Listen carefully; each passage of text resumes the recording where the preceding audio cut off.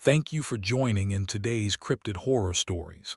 The first story today is called The Silent Tide, and this is a horror story about the Tizheruk. And in this story, a remote Alaskan fishing outpost near King Island. People aren't just disappearing, they are being erased. A man is standing on a pier talking to his wife. He blinks, and she is gone. No splash, no scream, just a ripple. The local authorities are overwhelmed. The government classifies the area as a biological hazard zone to keep civilians out while they deploy a specialized containment team. The second story today is called The Aventine Breach, and this is a horror story about the Cacus. And in this story, a disgraced paleo-linguist discovers the Codex Aventinus, a forbidden Roman text. While historians dismiss the stories of Cacus as allegory, he finds a set of precise geological coordinates hidden in the margins. The text doesn't describe Cacus as a myth, but as a custodian. It warns that the Garden of the First Breath is not a paradise to be visited, but a biological vault that must remain sealed. He leverages his remaining prestige to assemble the Vanguard, a team of 20, elite mercenaries, biologists, and engineers. They aren't looking for a cave. They are looking for a spatial anomaly beneath the ruins of the Palatine Hill. Using sonic drilling, they breach a prehistoric pocket of the Earth, a lost world sealed by a limestone crust for millions of years. In the description below, the stories have been timestamped. Also, don't forget to hit the like and subscribe button so you don't miss the stories yet to come. Now for today's cryptid horror stories, I hope you all enjoy. The Silent Tide. The boot was found at 6:47 by a fisherman named Old Peter, who had been pulling his nets in the gray half-light of a King Island dawn and had seen, floating in the still water of the harbor, something that should not have been there. It was a combat boot.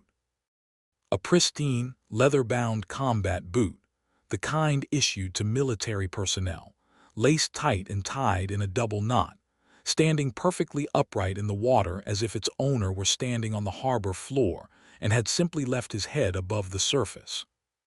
The boot was floating, not drifting, not bobbing, not listing to one side the way a detached object should float in a currentless harbor at dawn. It was standing upright, as rigid and vertical as a sentinel, and when Old Peter reached over the gunwale of his skiff and gripped the boot by its ankle and pulled it from the water, he found that the foot was still inside. The leg was not. The amputation was clean. Old Peter had seen amputations before. He had served in the Soviet merchant marine in his youth, and he had seen men lose limbs to machinery and to cold, and to the teeth of things that lived in deep water. But he had never seen anything like this. The cut was perfect. It was not a tear or a crush or a ragged separation. It was a single, continuous incision that had passed through flesh and bone and tendon and skin with the same uniform precision, leaving a cross-section so clean that Old Peter could see the white of the marrow in the center of the severed tibia, the pink of the muscle fibers, the gray of the nerve bundles, the red of the artery, all exposed like a diagram in an anatomy textbook. It looked like a surgical amputation. It looked like it had been done with a scalpel by a hand that knew exactly where to cut and how deep to go and how to do it in a single motion without hesitation or correction. There was no blood, not in the boot, not on the stump, not in the water. The harbor around the boot was calm and clear, the surface flat as glass, and there was no plume of crimson, no pink dispersion, no trace at all that a human being had been separated from his leg. It was as if the blood had been removed before the cut was made, or as if the cut had been so clean and so fast that the vessels had sealed themselves in the instant of separation. Old Peter held the boot in his hand and stared at the stump and felt something move in his chest that was not fear.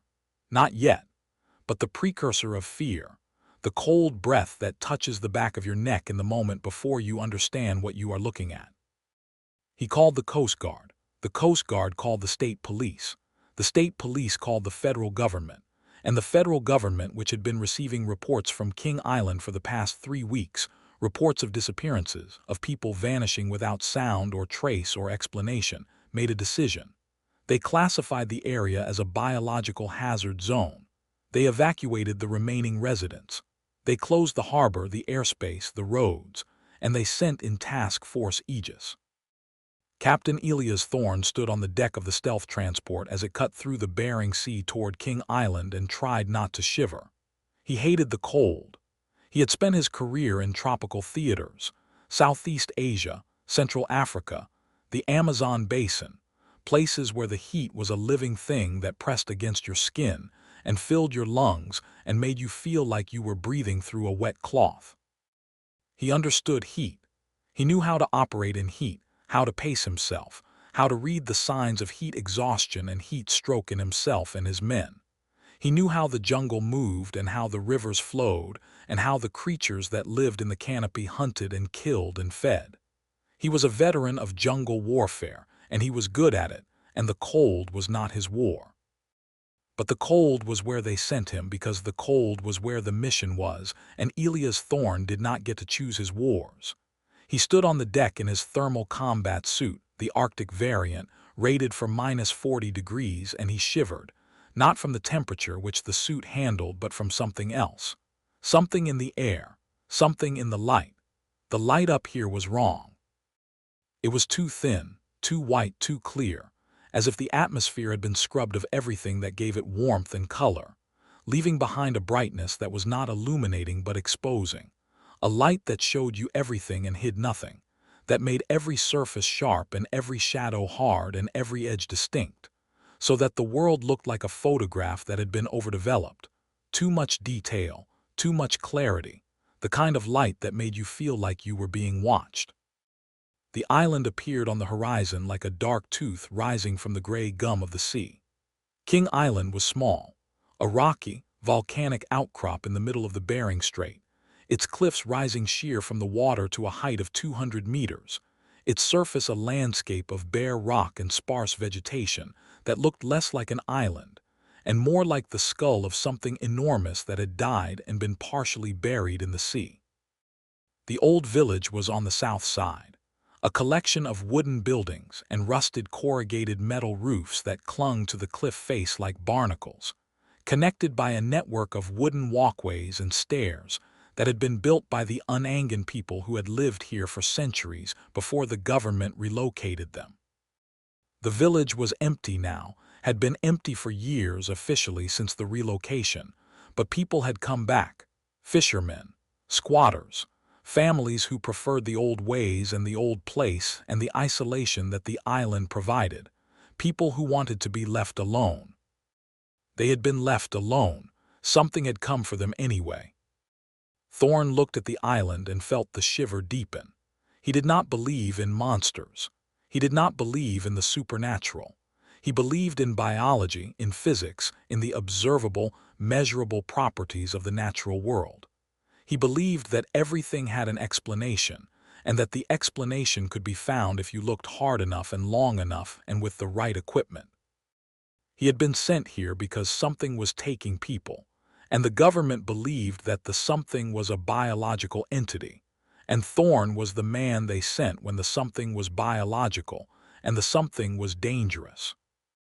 But standing on the deck of the transport, looking at the island that rose from the sea like a thing emerging from dark water, Thorne felt something that he had never felt before in his career. Not fear, because he had felt fear many times and had learned to use it, but doubt. The doubt that the something out there was biological, the doubt that it was natural, the doubt that any explanation he found would be the kind that could be written in a report and filed in a folder and understood by people who had not been here and had not seen what he was about to see. He pushed the doubt down. He locked it in the same place he locked his fear, in the box behind his sternum, the box that he had built over 20 years of service, and that was getting very full, and he turned to face his team. Task Force Aegis. 15 men, hand-selected from the cream of the military's special operations and scientific communities, equipped with the best gear the government could provide and the best intelligence the intelligence community could gather, which was, in this case, almost nothing. They knew that people were disappearing. They knew that the disappearances were instant. No sound, no struggle, no trace. They knew that the boot had been found with its foot and not its leg. They knew that the water around the island was cold, 2 degrees Celsius, cold enough to kill a man in minutes, cold enough to slow a creature's metabolism and restrict its range. They knew nothing else. Thorn looked at them. They were arranged in the cargo bay of the transport, seated on fold-down benches along the walls, their gear stowed in racks above their heads, their faces lit by the red emergency strips that gave the bay the look of a darkroom. 15 men. He knew them all by their files, and he knew some of them by their faces, and he would know all of them by their deaths before this was over, though he did not know that yet and would not have admitted it if he had. Dr. Aris was the first he picked out. She was sitting near the bow, her red hair pulled back in a tight bun, her face focused on the tablet in her lap, its screen casting a blue glow across her features. Dr. Lena Aris was a marine biologist specializing in deepwater predators, sharks, giant squid, the things that lived in the trenches and the dark. She was 41, divorced, the mother of a 12-year-old son who was living with his father in Anchorage while his mother went to look at something in the water that she had been told was important. She was calm and professional and competent, and she was afraid, though she hid it well, and Thorn could see it in the way she held the tablet, too tight, her knuckles white, the screen reflecting in her eyes with an intensity that said she was not reading the data but using it as a shield, something to look at so she did not have to look at what was coming. Dr. Lowe sat beside her. He was younger, early 30s, thin, bespectacled, with the look of a man who had spent more time in laboratories than in the field, and who was finding the transition unsettling. Dr. Marcus Lowe was a marine ecologist, a specialist in Arctic and subarctic ecosystems, and his role on the team was to identify the creature, to look at the evidence, the environment, the behavior, and tell Thorn what they were dealing with. He was quiet and methodical and brilliant, and he had the nervous habit of adjusting his glasses when he was thinking, which he was doing now, pushing the frames up the bridge of his nose every 30 seconds, the gesture so regular and so persistent that it had become a kind of metronome, marking the seconds of the approach. The other 13 were soldiers. 10 of them were operators, elite, hand-picked from the Navy's maritime special warfare community, men who had trained in cold water insertion and extraction, who could dive in freezing seas and fight on ice and survive in conditions that would kill a normal man in hours. They were armed with a mix of standard and specialized equipment, assault rifles with waterproofed actions, sidearms, dive knives, sonar beacons, thermal imaging goggles, and a collection of aquatic weapons that included spear guns with explosive tips, net launchers, and a prototype device called a resonance cannon that was supposed to use focused sound waves to stun or kill underwater targets. The operators were confident. They were trained for this. They had been told that they were hunting a large marine predator, something that had been taking fishermen, and they had been told that the predator was dangerous but manageable, and they believed it, because they were elite and they were equipped, and they had never met a predator that was not manageable. Sergeant Miller was the youngest. He was 23, broad-shouldered and sharp-eyed, with the square jaw and the close-cropped hair of a recruit who had graduated at the top of his class and been selected for special operations before most of his peers had finished basic. He was sitting near the stern, cleaning his rifle with the focused attention of a man performing a ritual, his hands moving over the weapon with the care and the precision of someone who knew that his life depended on it. He looked up as Thorn's gaze passed over him, and he nodded, crisp, professional, ready, and Thorn nodded back and thought, "He's the one I'm going to lose." He did not know why he thought that. He had not had a premonition. He had not seen a sign. He just looked at Miller's young face, at the clean line of his jaw, at the readiness in his eyes, and he thought, "This one is going to die," and the thought was so clear and so certain that it felt like a memory, as if it had already happened and he was simply remembering it. The remaining 3 were support staff, a communications specialist named Reeves, a medic named Castro, and a demolitions expert named Polk. Reeves was wiry and tense, his fingers never still, always tapping, always working, as if the signals he was sending and receiving were not enough and his body needed to generate more. Castro was stocky and calm, the kind of man who was steady in a crisis because he had seen enough of them to know that panic was a luxury he could not afford. Polk was the largest man on the team, 6'4", 220, with the hands of a mechanic and the eyes of a man who liked things that exploded, and he was sitting with his demolition kit between his knees, checking the detonators with the same ritual focus that Miller was giving his rifle.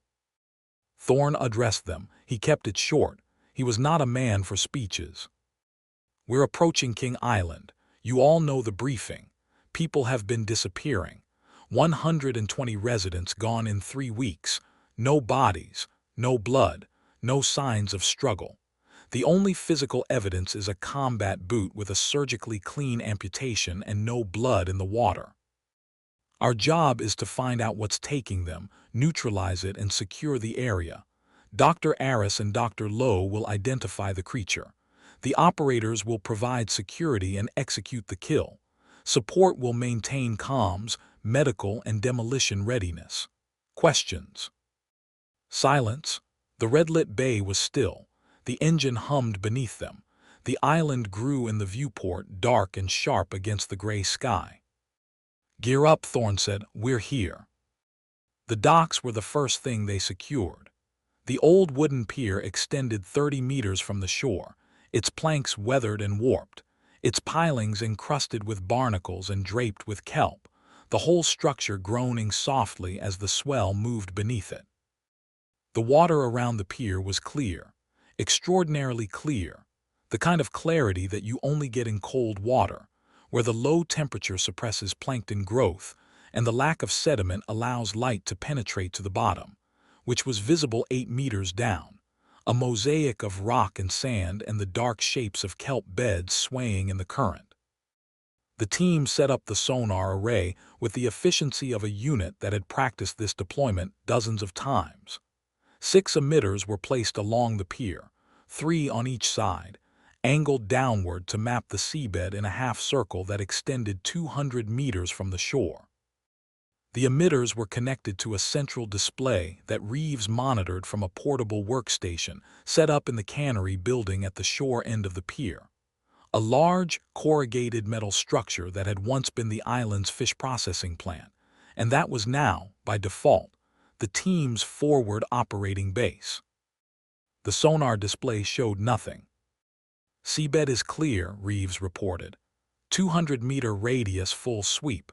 No large signatures, no movement, no mass anomalies. The water is empty." "Define empty," Thorne said. "No biological signatures above 0.5 meters in length. The seabed is rock and sand. The kelp beds are natural. There's nothing down there." Thorne looked at the water. It was clear and still and cold, and in the gray light of the Alaskan morning it looked like glass. He could see the bottom, every rock, every ridge, every shadow, and it was empty. Nothing moved, nothing stirred. The water was dead. "Dr. Lowe," Thorne said, "what's the temperature?" 2 degrees Celsius, Lowe said, checking his instruments. "Salinity is normal for the Bering Sea. Current is negligible, 0.2 knots southerly. Visibility is," he peered over the edge of the pier. "Visibility is exceptional, at least 15 meters. And you're telling me there's nothing down there?" "The sonar is telling you that. I'm telling you the conditions. The water is cold, clear, and still. If there were a large predator in the area, the conditions would make it visible. A shark, a whale, a large squid, any of those would show up on the sonar and would be visible from the surface. There is nothing there." Thorne was not satisfied. He had been in enough operations to know that "nothing" was usually a synonym for something we don't understand yet. He had the team set up a perimeter, 2-man watches along the pier, thermal imaging on the cliff face above the village, motion sensors on the approach paths, and then he waited. The first day passed without incident. The watches rotated. The sonar swept the harbor in continuous circles. The thermal imagers scanned the cliffs and the water. Nothing. No movement, no signatures, no anomalies. The water remained clear and still and empty. The island remained cold and sharp and silent. The team ate their rations and checked their gear and tried not to look at the empty village, where the houses stood with their doors open and their windows dark, and the traces of lives interrupted. A coffee cup on a table, a book open on a chair, a child's coat hanging on a hook, visible through the glass. The second day was the same, and the third. The confidence that the team had arrived with began to calcify into boredom, which was, Thorne knew, the most dangerous state a soldier could enter, because boredom meant your guard was down, and when your guard was down, you were not ready for what came next. On the fourth night it came. Sergeant Miller was on the midnight watch. He was standing on a floating pontoon, a section of dock that had been detached from the main pier and anchored in the harbor as an observation platform, holding his rifle across his chest and watching the water. The pontoon was 2 meters square, barely large enough for a man to stand on, and it rocked gently in the swell, the water lapping against its sides with a sound like slow, rhythmic breathing. The night was clear and cold, the stars sharp and bright in the black sky, the aurora a faint green smear on the northern horizon. Miller's breath fogged in front of his face, and his thermal goggles cast the world in shades of blue and white, the water a cold black sheet, the pier a line of white heat, the cannery a glowing rectangle behind him. He was bored, he was cold. He was 23 years old and standing on a piece of wood in the middle of a harbor in the middle of the Bering Sea in the middle of the night, watching water that was empty and had been empty for 4 days. And he was thinking about his girlfriend, who was in San Diego, who was probably asleep, who had told him to be careful, who had said, "Don't be a hero," in the tone of voice that meant be a hero but come back alive. And he was thinking about these things when the water moved. Not a wave, not a swell, not the current, a displacement, a slight, barely perceptible dip in the surface of the water, as if something large had passed just below the surface, displacing a volume of water that was absorbed by the surrounding sea so quickly that it created no wave, no ripple, just a momentary concavity, a dimple in the face of the ocean, there and gone in the space between heartbeats. Miller saw it through his thermal goggles. He saw the dip in the surface temperature. A faint, cold line that appeared in the black water, traveled 3 meters from left to right and disappeared. He keyed his comm. Contact, movement in the water bearing 270 range, he paused. How far away was it? He could not tell. The thermal signature was faint, almost imperceptible, a shadow of a shadow. Range approximately 10 meters, single signature, slow moving. Copy, Thorne's voice came back, alert and immediate. Dr. Aris, you reading this? Aris was at the sonar station. Negative. Sonar is showing nothing. No biological signatures in the sweep area. I see it, Miller said. It's I can see. He adjusted his goggles, trying to find the signature again. The water was black. The thermal display was blue. Nothing. He had seen it. He was sure he had seen it. Lost contact. It was there for less than a second. A thermal displacement could be a current. He did not finish the sentence. The pontoon dipped. Not rocked, dipped. It tilted downward, as if something had gripped the underside and pulled, and Miller felt his balance shift, his boots sliding on the wet surface, his rifle coming up on instinct, and in the fraction of a second between the dip and the pull, between the moment the pontoon tilted and the moment Miller's body left its surface, he saw the water. The water was not empty. Beneath the pontoon, directly beneath it, was a shape. Not a shadow, a shape. A massive, undulating shape that filled his field of vision from edge to edge. A body so large that it could not be contained in a single glance, that extended beyond the range of his goggles and into the dark on every side. It was not visible to the naked eye. The water looked clear, looked empty, looked like glass. But through the thermal goggles it was there, a cold shape in cold water. its body temperature so close to the surrounding ocean that it was nearly invisible, a ghost in the machine, a thing that should not be and was. It was moving fast, and it was moving up. Miller opened his mouth to scream and the water took him.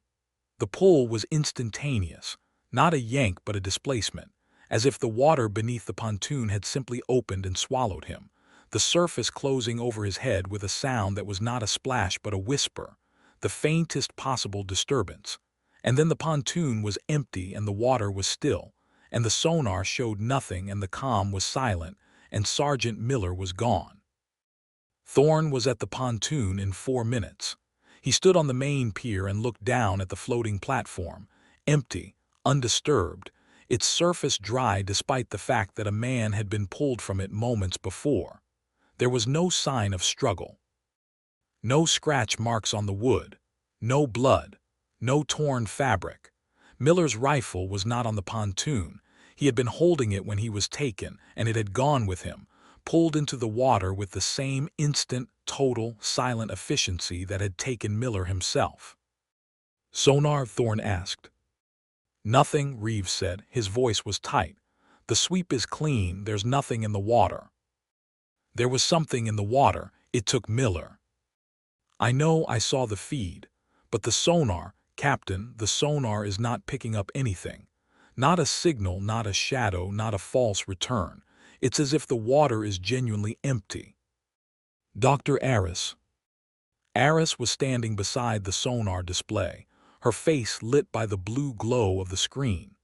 She was staring at the data with an expression that Thorne recognized, the expression of a scientist whose instruments were lying to her and who was trying to figure out why. "The sonar is not lying," she said slowly. "The sonar is working correctly. It is emitting sound waves, and those sound waves are traveling through the water and they are reflecting off the seabed and returning to the receiver. But they are not reflecting off the creature, which means," she paused, her brow furrowed, "which means the creature's body is absorbing the sound waves, not scattering them, not deflecting them, absorbing them. The creature's body is composed of a material that has the same acoustic properties as the surrounding water. It is acoustically transparent. The sonar cannot see it because, to the sonar, it does not exist." "How big was it?" Thorne asked. "Miller saw it on thermal. He said it was massive." "I can't estimate size from a thermal glimpse," Aris said. "But based on the displacement, the way the pontoon dipped, the amount of water that was moved, if Miller's description is accurate, the creature is at least 15 meters long, possibly longer." 15 meters. A 15-meter predator that's invisible to sonar and nearly invisible to thermal imaging. What the hell are we dealing with? Lowe spoke up.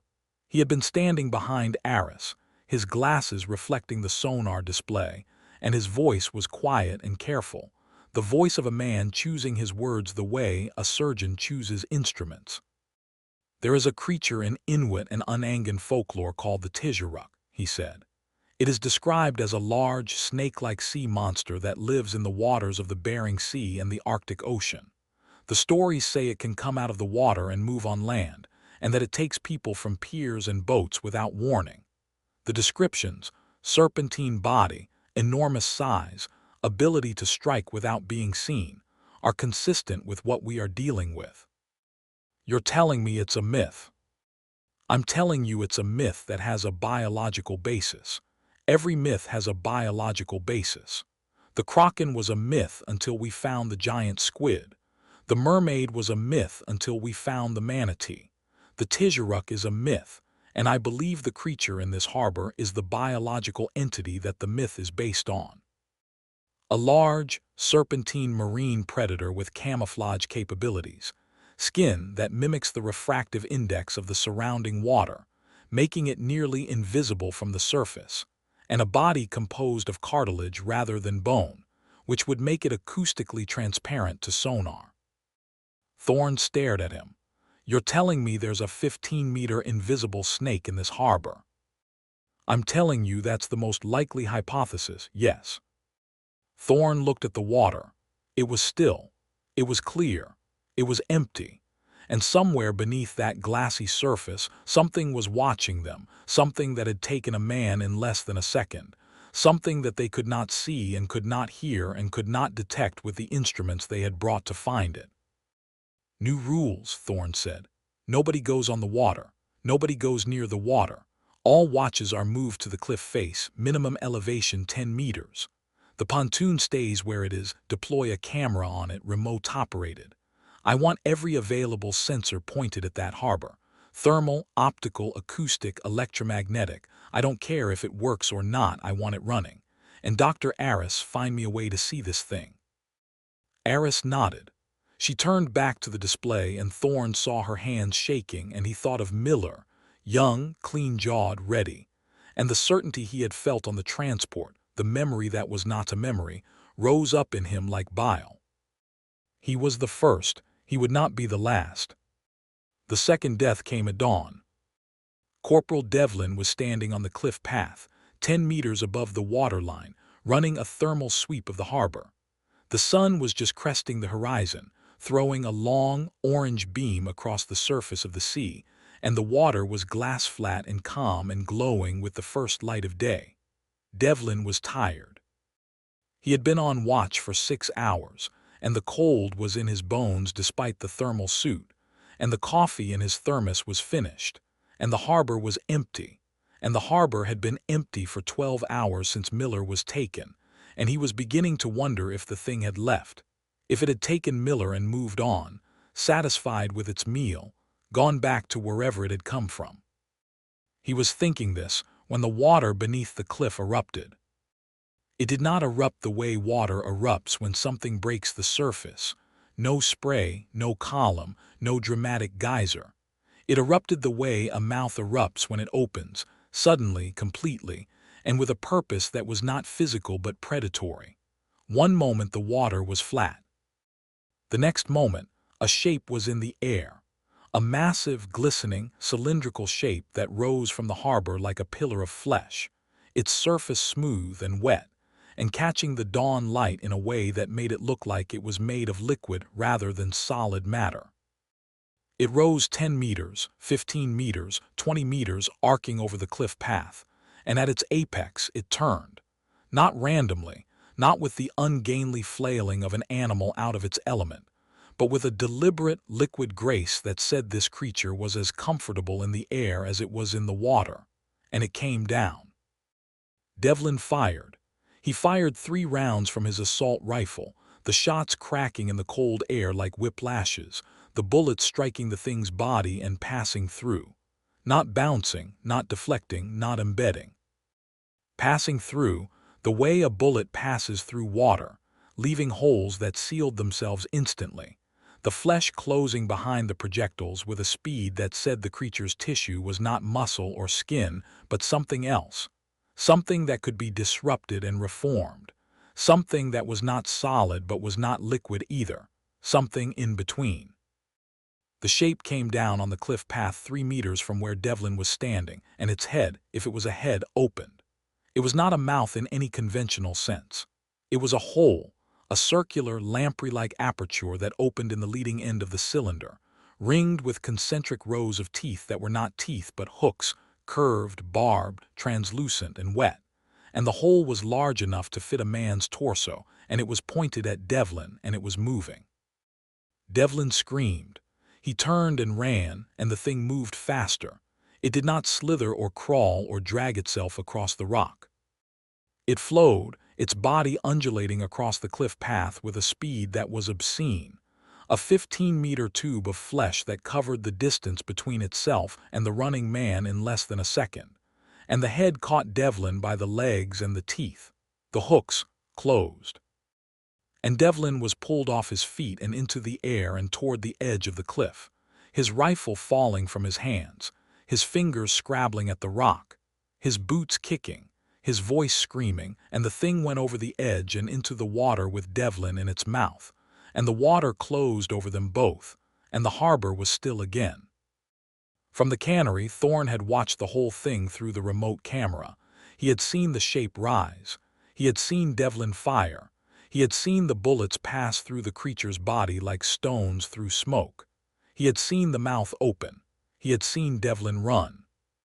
He had seen the thing move, and he had understood in the moment of watching that everything they had brought, the rifles, the grenades, the sonar, the thermal goggles, all of it, was useless against a creature whose body was not solid, whose skin was not skin, whose bones were not bones, and whose method of hunting was not ambush but apparition, appearing and disappearing with a speed and a silence that made human reaction time a joke.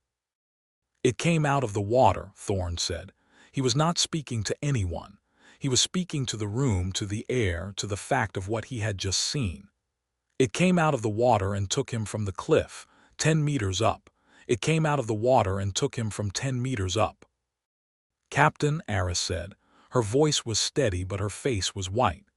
"The Tizheruk. In the folklore, it's described as being able to leave the water. It can move on land, or rather, it can project its body out of the water to strike at things on shore.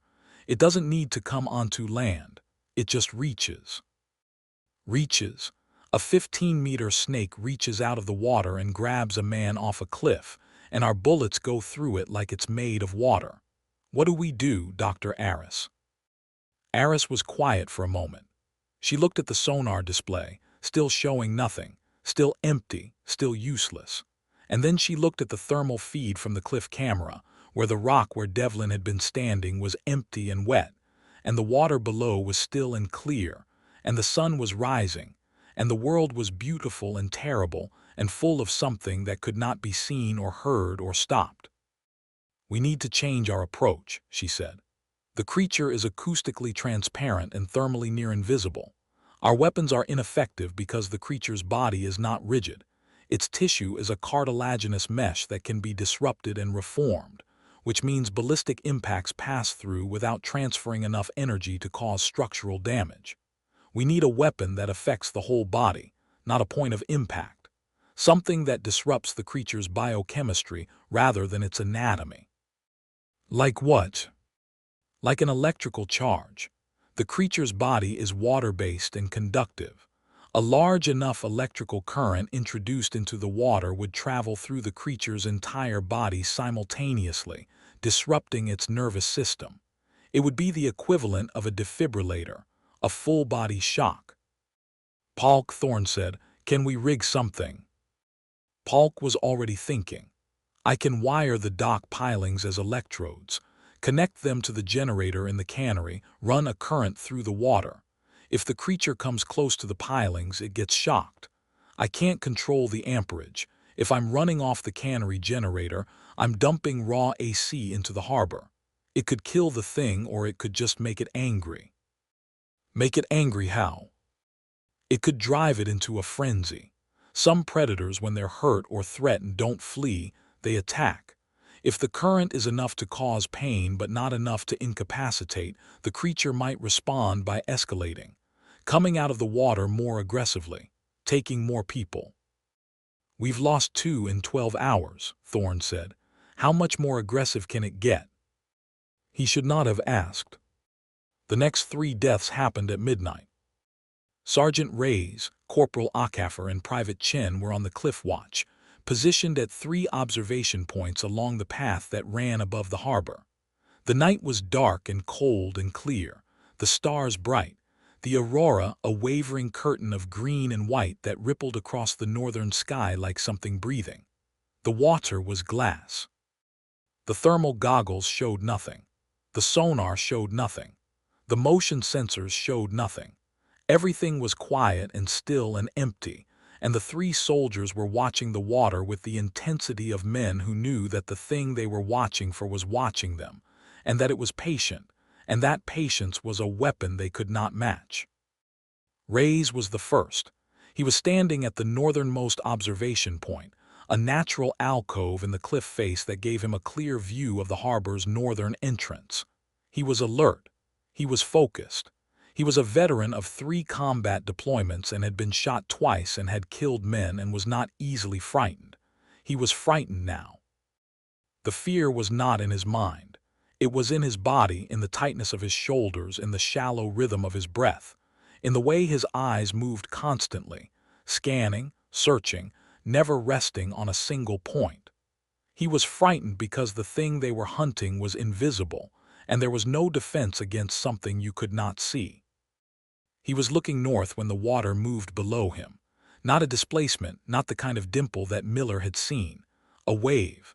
A small, precise wave no more than a meter across that appeared in the still water directly below his position and radiated outward in a perfect circle, like a stone dropped into a pond. He looked down. The water was dark. The thermal goggles showed nothing. He keyed his comm. Rays, I have a surface disturbance bearing 015 directly below my position. Circular wave, 1 meter radius. No thermal signature could be. He stopped. The water below him was not still anymore. It was moving in a way that was not current and not wave and not wind. A subtle, localized motion. A stirring, as if something very large was rising from the deep, displacing water so gently and so slowly that it created no turbulence, just a gradual, almost imperceptible shift in the surface level. Raised to base, I think it's below me, I think it's rising, sending, he did not finish. The cliff beneath him cracked, not the rock, the ice. The layer of ice that coated the cliff face above the waterline shattered in a circle 2 meters across, and through the gap, the head of the Tizheruk emerged, its lamprey mouth open, its concentric rings of hooks glistening in the starlight, and it rose with the speed of a striking snake and took Rays by the upper body. The mouth closing around his torso and arms, the hooks sinking into his thermal suit and the flesh beneath it, and it pulled him down through the gap in the ice and into the water, and the ice reformed behind him, or rather, the water froze behind him, the surface returning to its glass-flat stillness as if nothing had happened. Akafor heard the comm cut out. He was at the middle observation point, 50 meters south of Rays, and he heard the transmission, Rays' voice, the words, the sudden silence, and he was moving before the silence ended, running north along the cliff path, his rifle up, his thermal goggles sweeping the water, his heart hammering. He did not see the water move below him. He did not feel the cliff shudder. He was running, and then he was not. He was running, and then the path beneath his feet was not path but water, and the water was not surface but depth, and the depth was not empty but full of something that was rising beneath him, something that had extended a limb of itself up through the porous volcanic rock of the cliff and onto the path, creating a bridge of its own body that looked like rock and felt like rock and was not rock. And Akafor's boot came down on it, and his weight broke the surface and he fell through, and the thing beneath him closed around him like a hand closing around a fly, and he was gone. Chen was the last. He was at the southern point and he had heard the comms cut out, 2 voices, 2 silences in the space of 30 seconds, and he was backing away from the cliff edge, his rifle pointed at the water, his finger on the trigger, his breath coming in short, sharp gasps that fogged in the cold air. He was 20 meters from the cannery. He was 10 meters from the door. He was 5 meters. He was reaching for the handle. The door opened. He stepped inside. He was safe. He was inside. He was. The floor was wet. He noticed it as he stepped in. The floor of the cannery, which was concrete, which should have been dry, was wet. Not damp. Wet. There was water on the floor, a thin layer, barely visible, and it was moving. It was moving toward the drain in the center of the room, flowing in from the drains, from the gaps in the walls, from the seams in the concrete, and the water was not water. It was the same temperature as the air, the same color as the floor, and it was moving with a purpose that water does not have. Chen looked down and saw the water around his boots and saw that it was not flowing toward the drain but flowing toward him, and as he watched, the water rose. It rose to his ankles. It rose to his knees. It was not water. It was the creature. The creature had seeped into the cannery through the drains and the cracks, its body liquid enough to flow through the infrastructure the way water flows through pipes, and now it was solidifying around Chen's legs, the liquid becoming solid, the water becoming flesh, and Chen screamed and fired his rifle into the floor. the bullets passing through the creature's body and ricocheting off the concrete. And the creature rose up his body, his thighs, his waist, his chest, and the mouth. The lamprey mouth opened in the mass of flesh that had been a puddle and was now a column, and it took Chen's head, and his scream was cut short, and the column of flesh flowed back toward the drain, carrying Chen with it, and the drain swallowed them both, and the floor was dry. Thorn found the cannery empty. He found the water on the floor, just a thin film barely visible, and he found Chen's rifle, lying on its side, its magazine empty, its barrel still warm. He found the drain, and the drain was 3 inches across, and Chen's body was gone, and the thing that had taken him had fit through a 3-inch drain because its body was not solid. Its body was not fixed.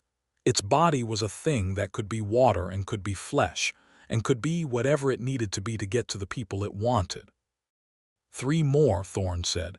He was standing in the cannery and his voice was flat. 3 more in 30 seconds. It came through the cliff.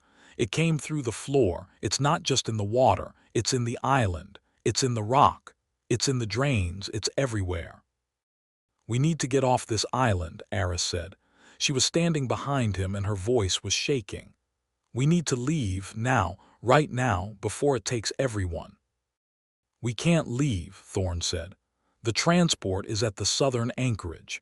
It takes 20 minutes to reach it by foot, and the cliff path is exposed the entire way. If the creature can come through the cliff, it can take anyone on that path at any time.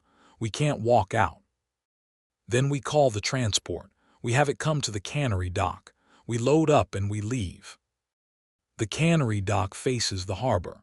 The harbor is the creature's territory. If we go to the dock, we're putting ourselves directly in its path. Captain, we have lost 5 people. We have 9 left. If we stay here, we will lose 9 more. The creature is not something we can fight. It is not something we can see. It is not something we can kill with the tools we have. We need to leave. Thorn looked at her. He looked at the drain in the floor. He looked at the thin film of water. He looked at the rifle on the concrete. He looked at the faces of the remaining team. Lowe, with his glasses askew, his face gray. Palk, with his demolition kit in his hands, his jaw clenched. Castro, the medic, with his kit on his shoulder and his eyes on the door. Reeves at the comm station, his fingers frozen over the keyboard. And the 5 remaining operators.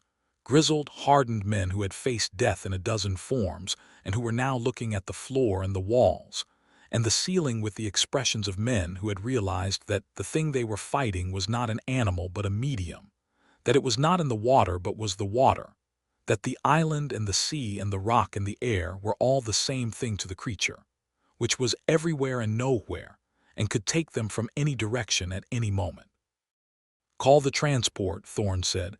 Tell them to come to the cannery dock. We're leaving. They moved at 300. 9 people, single file, along the cannery's interior corridor to the dock door. Palk had wired the dock pilings with the electrical charge as planned, but they all knew it was a gesture, a line drawn in sand, a hope dressed as a defense. The charge was ready. Palk held the trigger in his hand, his thumb on the button, and he would press it when the creature came, and it would either work or it wouldn't, and if it didn't, they would die on this dock in the dark. The transport boat was a rigid-hulled inflatable with an outboard motor, sent from the stealth vessel anchored offshore. It approached the dock with its running lights off, its engine at idle, a dark shape on dark water that was visible only because of the faint phosphorescence of its wake. It reached the dock. The operator at the helm tossed a line to Palk, who caught it and tied it to the cleat, and the boat was alongside, and the team began to board. The first 3 got on without incident, Castro, Reeves, and Lowe, moving quickly, their gear clattering on the inflatable's floor, their eyes on the water. The 4th was an operator named Gaines, and he was stepping from the dock to the boat when the water beneath the dock erupted. The creature came up through the dock, not over it, not beside it, through it. The wooden planks of the dock exploded upward as the creature's body rose beneath them, the wood splintering and flying, and a column of flesh, thick, glistening, translucent, the same gray-green as the harbor water, erupted from the dock's surface and wrapped around Gaines' legs. He screamed. He grabbed the dock's edge, his fingers hooking over the broken planks, his body rigid with the effort of holding on, and the creature pulled. It pulled with a force that was not muscular but hydraulic, the force of a body that could displace tons of water, that could generate pressure by contracting its volume, that could pull with the weight of the ocean behind it, and Gaines' fingers broke one by one, the knuckles popping, the skin tearing, and he was pulled off the dock and into the water, and the water swallowed him, and the dock was broken and the boat was rocking and the team was screaming. "Go!" Thorne shouted. "Everyone on the boat now." They ran. The remaining operators leaped from the dock to the boat, their bodies crashing onto the inflatable's floor, their gear scattering. Polk pressed the trigger. The electrical charge discharged into the dock pilings and threw them into the water, and the harbor lit up, not with light but with sensation, a massive pulse of electricity that turned the water into a conductor and sent a current through everything in it. The creature screamed.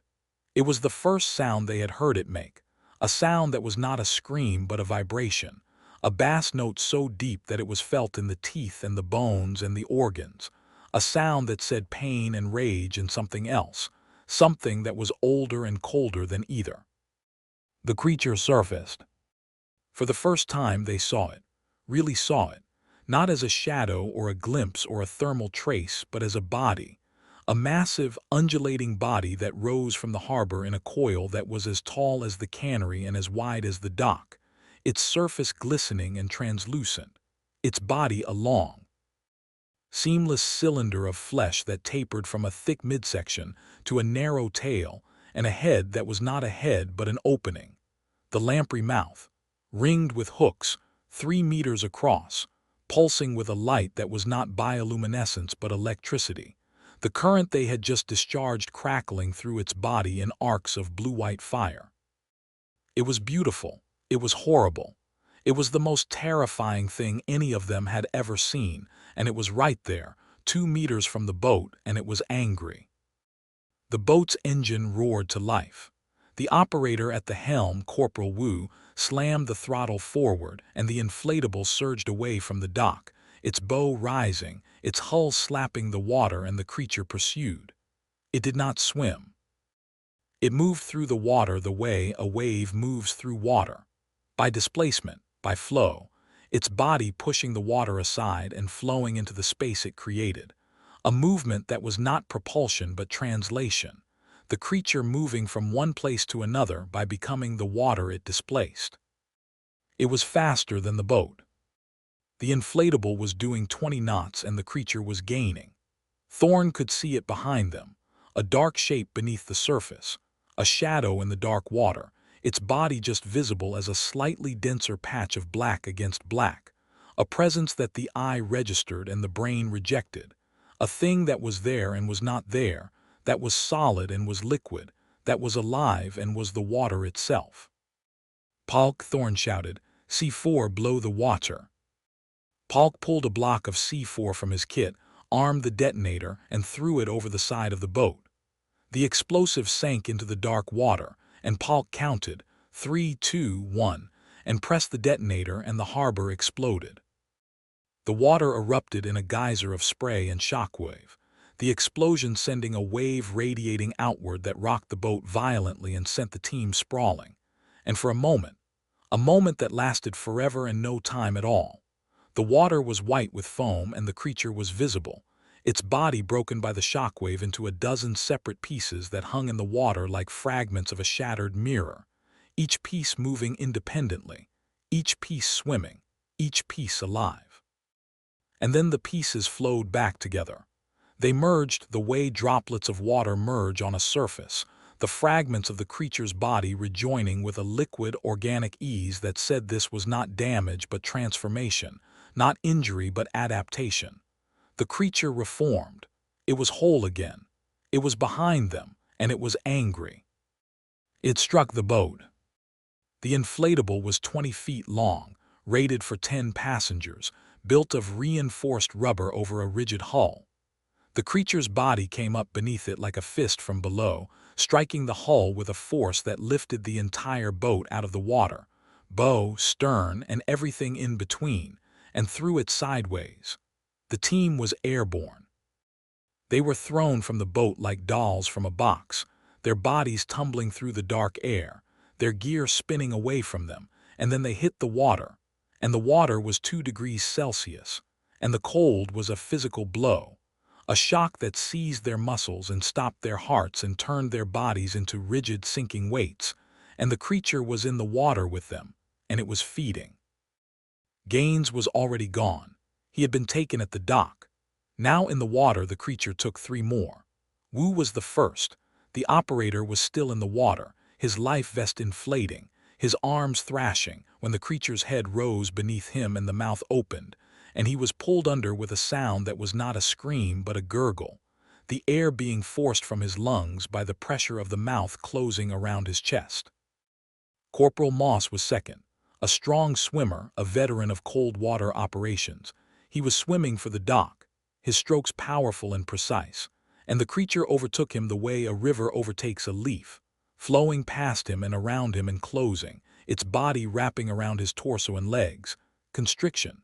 Not biting, not tearing, but squeezing, the pressure increasing until Moss's ribs cracked and his lungs collapsed, and he was pulled beneath the surface without a sound. Private Larson was third.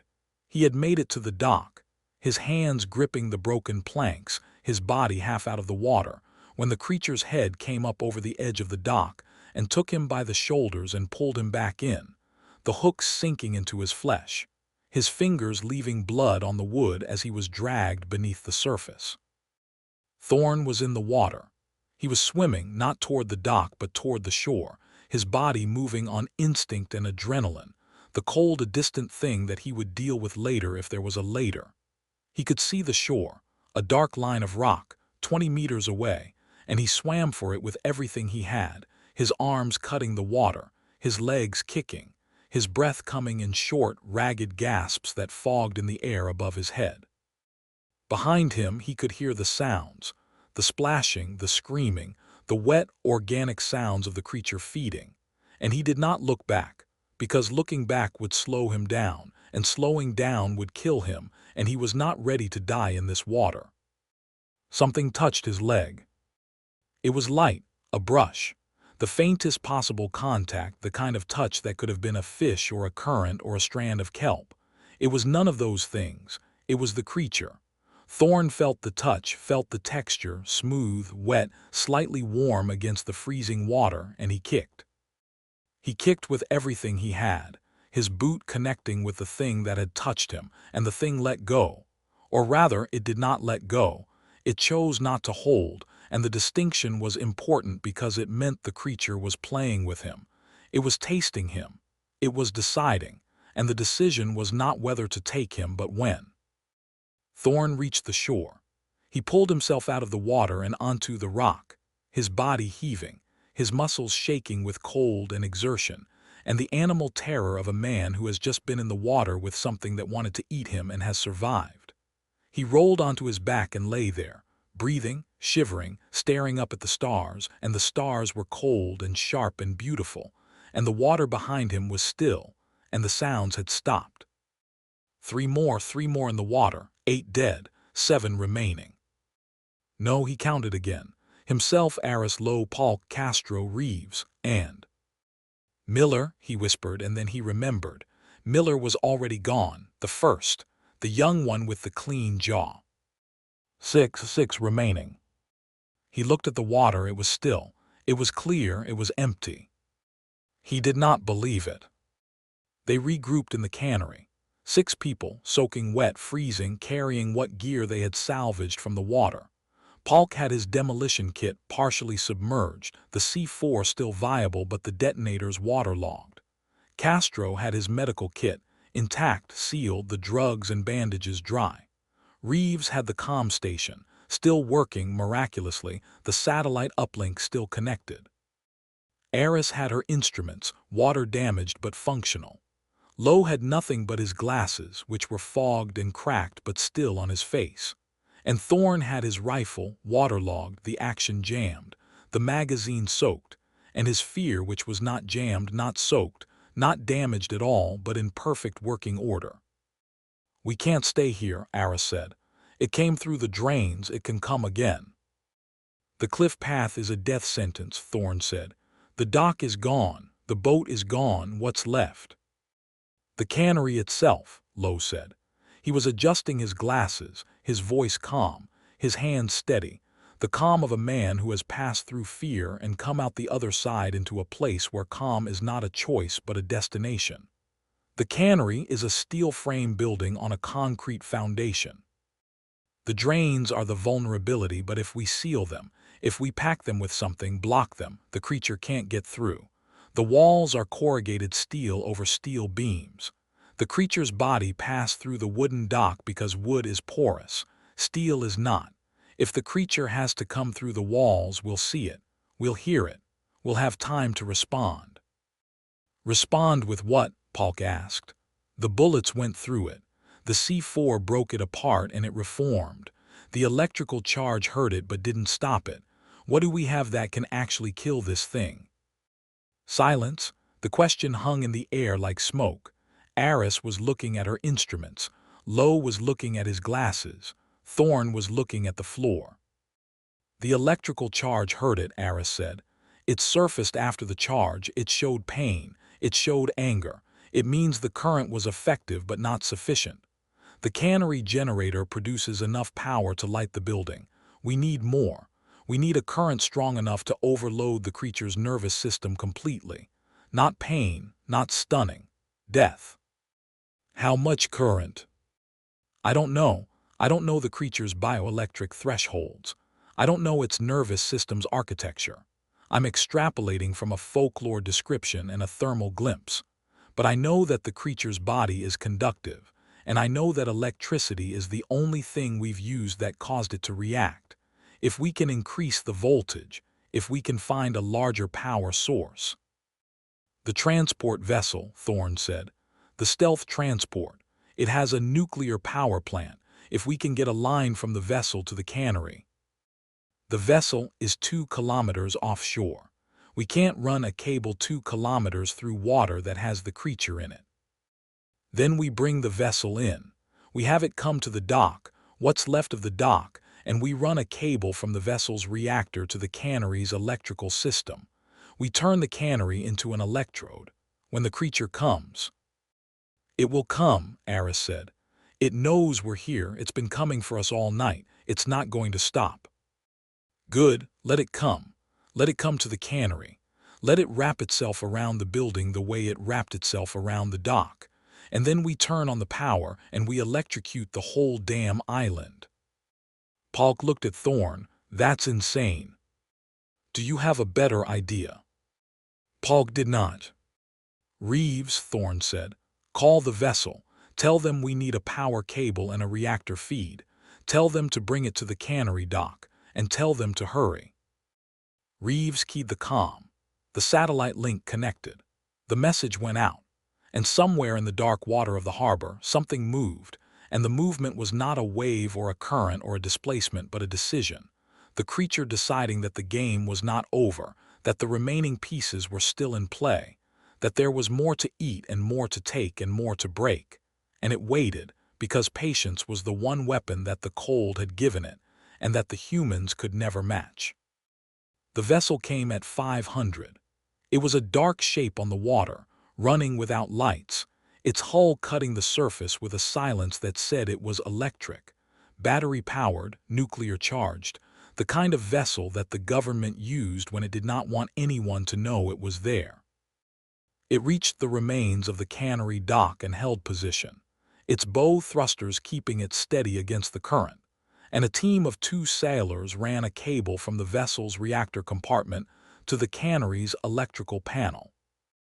The cable was thick as a man's arm, sheathed in rubber and steel, and it hummed with a sound that was not mechanical but alive, the sound of controlled power, of a nuclear reaction being tamed and directed and channeled into a conduit that would carry it across the water and into the heart of a building that was about to become a weapon.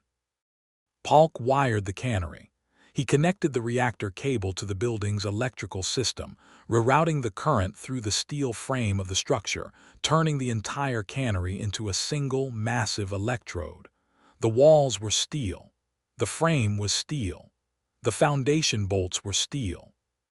When the current flowed, every metal surface in the building would become live, and anything touching the building from the outside, anything conductive, anything water-based, anything whose body was a cartilaginous mesh saturated with seawater, would receive the full output of a nuclear reactor's electrical system, channeled through a building and into a body. "If this works," Paulk said, testing the connections with a multimeter, "the creature will receive approximately 400,000 volts at a current that I cannot calculate because I don't know the resistance of a 15-meter sea monster. It will be the equivalent of being struck by lightning while standing in a bathtub, while holding a toaster, while being electrocuted in an electric chair. If the creature's nervous system is conductive, the current will travel through its entire body simultaneously, depolarizing every nerve cell, every muscle fiber, every bioelectric pathway in its body at the same time. It will be brain dead in the time it takes electricity to travel 15 meters, which is approximately 50 nanoseconds. That is, if this works." "And if it doesn't?" Lowe asked. "Then we've just pumped 400,000 volts into a building we're standing in, and the creature will be very angry, and we will be very dead." "The vessel," Aris said. "Once we activate the current, the vessel is connected to the cannery through the cable.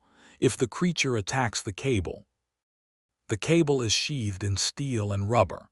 The creature's body passed through wood because wood is porous and organic. The cable is neither. The creature can't flow through steel. It can wrap around it, it can crush it. It can try, and if it does, it completes the circuit. The current flows through its body. It dies, or it doesn't, and we're back to being very dead. Captain, this is the plan. It's the only plan. We don't have another one." Thorne looked at the cable. He looked at the cannery. He looked at the water, still, clear, empty, a lyre in liquid form. He looked at his team, 6 people, wet, cold, terrified, standing in a steel building on a rock in the middle of the Bering Sea, waiting for a monster to come and eat them while they held a wire and prayed. "Reeves," he said, "tell the vessel to stand by. Full power on my signal. Paulk, the switch, where is it?" Paulk pointed to the main electrical panel, where the reactor cable was connected to the building system through a heavy-duty breaker. "Right here. I flip this, the whole building goes live. Everyone away from the walls, away from the metal. Get into the center of the room on the rubber mats. Do not touch anything metal. Do not touch each other. When I say now," Paulk throws the switch, "and we all stay very, very still and hope that the thing that's been hunting us for the last 2 days is more conductive than we are." The team moved to the center of the cannery's main floor, a space approximately 10 meters by 20, bordered by steel walls and steel beams and steel walkways, and the drains that they had sealed with rags and C4 and whatever they could find, plugging the holes the way you plug holes in a sinking ship, knowing that the plugs were temporary, knowing that the water, the creature, was on the other side, pressing, testing, waiting. They waited. The dawn came slowly. The sky through the cannery's broken windows shifted from black to gray to a pale, cold blue, and the light fell on the team in long, flat beams that illuminated their faces and their fear and the steel walls of the building that was their weapon and their cage. Thorne stood in the center, his back to the others, his eyes on the windows, watching the water. The harbor was still. The water was glass. The world was silent. And then the water moved. Not a dip, not a displacement, not a wave or a ripple or a stirring. The water moved the way a curtain moves when someone stands behind it. The surface shifted, not in one place but everywhere, the entire harbor surface trembling with a vibration that came from below, from deep below, from the bottom, from the place where the creature had been resting and waiting and storing its strength for this moment, the moment when it would stop taking them one by one and take them all at once. The creature surfaced. It rose from the harbor like a living island. The water parted around its body, not splashing, not spraying, but flowing, the water running off the creature's surface the way water runs off a whale, revealing the body beneath in stages. First the tail, long and tapering, emerging from the water like the trunk of a tree growing from the sea. Then the midsection, thick and muscular, its surface a translucent gray-green that caught the dawn light and threw it back as a shimmering, iridescent glow. Then the head, the enormous, lamprey-mouthed head, 3 meters across, its concentric rings of hooks glistening, its interior, a dark, wet tunnel lined with ridges and papillae, open and pulsing with a rhythm that was not breathing but anticipation. The creature rose and rose and rose, its body emerging from the water in a continuous undulating motion, and it kept coming, 15 meters, 20 meters, 30 meters of body rising from the harbor, more than Thorne had estimated, more than anyone had estimated. A creature that was not 15 meters long but 30, 40, perhaps more. Its body still emerging from the water, the tail still submerged. The full length of the thing impossible to judge because it was still coming up. It was enormous. It was impossible. It was the most terrifying thing any of them had ever seen, and it was heading for the cannery. The creature struck the building. Its body wrapped around the cannery the way a constrictor wraps around its prey, slowly, deliberately, coil after coil. The massive body pressing against the steel walls with a pressure that made the structure groan, the beams bending, the corrugated steel panels buckling inward, the bolts popping from their moorings with sounds like gunshots.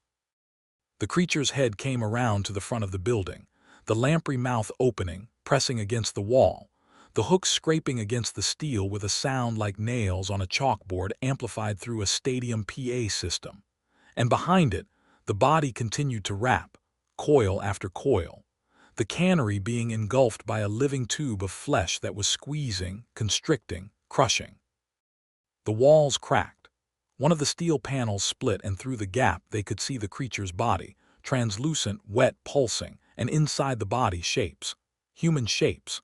The bodies of the people it had taken: Miller, Devlin, Reyes, Okafor, Chen, Gaines, Wu, Moss, Larson, suspended in the creature's flesh like insects in amber, their faces visible through the translucent tissue, their eyes open, their mouths open, preserved in the moment of their taking, frozen in their last expression of terror. And among them, older bodies, bodies that had been in the creature for weeks, the missing residents of the island, their flesh dissolved, their bones visible through the transparent tissue, being digested slowly, so slowly, the enzymatic process visible as a faint, golden discoloration spreading from the edges of each body inward, the creature eating them from the outside in, taking its time, taking years, the bodies preserved in its flesh the way a spider preserves flies in its web. Now, Thorne screamed, "Polk now!" Pog threw the switch. The cannery lit up, not with light, with power. 400,000 volts of raw electrical current poured through the steel frame of the building and into everything that was touching it, and everything that was touching it was the creature. The current entered the creature's body through the points of contact, the coils pressing against the walls, the head pressed against the front, the body wrapped around the structure, and it traveled through the creature's body at the speed of light, the electricity finding every nerve cell, every muscle fiber, every conductive pathway in the creature's anatomy, and overloading them simultaneously, depolarizing every membrane, firing every synapse, triggering every muscle contraction at the same time. The creature convulsed. Its body went rigid, the same kind of full-body spasm that an electrocuted human experiences, every muscle firing at once, the body locking in a titanic contraction that was, for a human, fatal. For the creature, it was agony. The coils around the cannery tightened, the contraction pulling them inward, the pressure increasing, the steel walls screaming, the beams bending further, and the creature's mouth opened wide, wider than any of them thought possible, the lamprey aperture stretching to 5 meters, 6 meters, and from the mouth came a sound. Not a scream, not a vibration, a roar, A deep, resonant, earth-shaking roar that was the creature's nervous system short-circuiting, its bioelectric pathways overloading, its body discharging every stored charge in a single, massive output that was not a sound but a weapon. A bass note so powerful that it shattered the cannery's remaining windows and sent cracks through the concrete floor, and made the team's eardrums rupture, blood running from their ears, their vision blurring, their bodies vibrating with the frequency. "Hold," Thorn screamed, though he could barely hear his own voice through the blood and the ringing. "Hold the current." Palk held the switch. The current kept flowing. The creature kept convulsing. The building kept groaning. And then slowly, so slowly that Thorn thought he was imagining it at first, the creature's grip loosened. The coils relaxed. The body, which had been rigid with the contraction, began to soften, the flesh losing its tone, the surface losing its shimmer, the translucent tissue becoming opaque, the body becoming solid in a way it had not been before, becoming, for the first time, something that looked like a dead thing rather than a living process. But it was not dead. Not yet. The creature's head pulled away from the building, the mouth closing, the hooks retracting, and the body unwound itself from the cannery with a slow, trembling motion that was not deliberate but involuntary, the muscles releasing, the coils falling away, and the creature slid back toward the water, its body dragging across the dock and into the harbor, and it sank. It sank beneath the surface, the dark water closing over its body, and the harbor was still. "Is it dead?" Lowe asked. His voice was muffled, he was holding his ears, the blood seeping between his fingers. "I don't know," Aris said. "The current was enormous. Any biological organism should have been killed, but this organism is not. The current was flowing through it for," she checked the instruments, "47 seconds at 400,000 volts. That should be lethal to anything, anything." "Should be," Thorn said. "Is," Aris corrected. "The readings show the bioelectric signature is I'm not getting anything. The creature's bioelectric output is zero, no nerve activity, no muscle activity, no bioelectric signature of any kind. It's," she paused. She looked at the water, she looked at the instruments, she looked at Thorn. "It's dead. I think it's dead." "You think?" "The instruments say it's dead. The current was lethal. The body sank, which is consistent with post-mortem sinking in a water-based organism. The tissues lose their buoyancy. The body becomes denser than water and it descends. The creature is dead, Captain." Thorn did not move. He stood in the center of the cannery, which was cracked and broken and groaning. The steel walls buckled, the windows shattered, the floor cracked, the drains sealed, the cable humming with power that was still flowing into a building that was still touching a body that was now at the bottom of the harbor, and he waited. He waited for the water to move. He waited for the surface to break. He waited for the mouth to open, and the hooks to flash, and the body to rise, and the game to continue. Because he had been doing this long enough to know that death was not always death, that the things they hunted did not always die when they should, and that the only thing more dangerous than a live monster was a monster that was pretending to be dead. The water was still, the harbor was silent. The dawn light fell on the surface and showed nothing, no movement, no shadow, no shape. The creature was gone, down, deep, dead.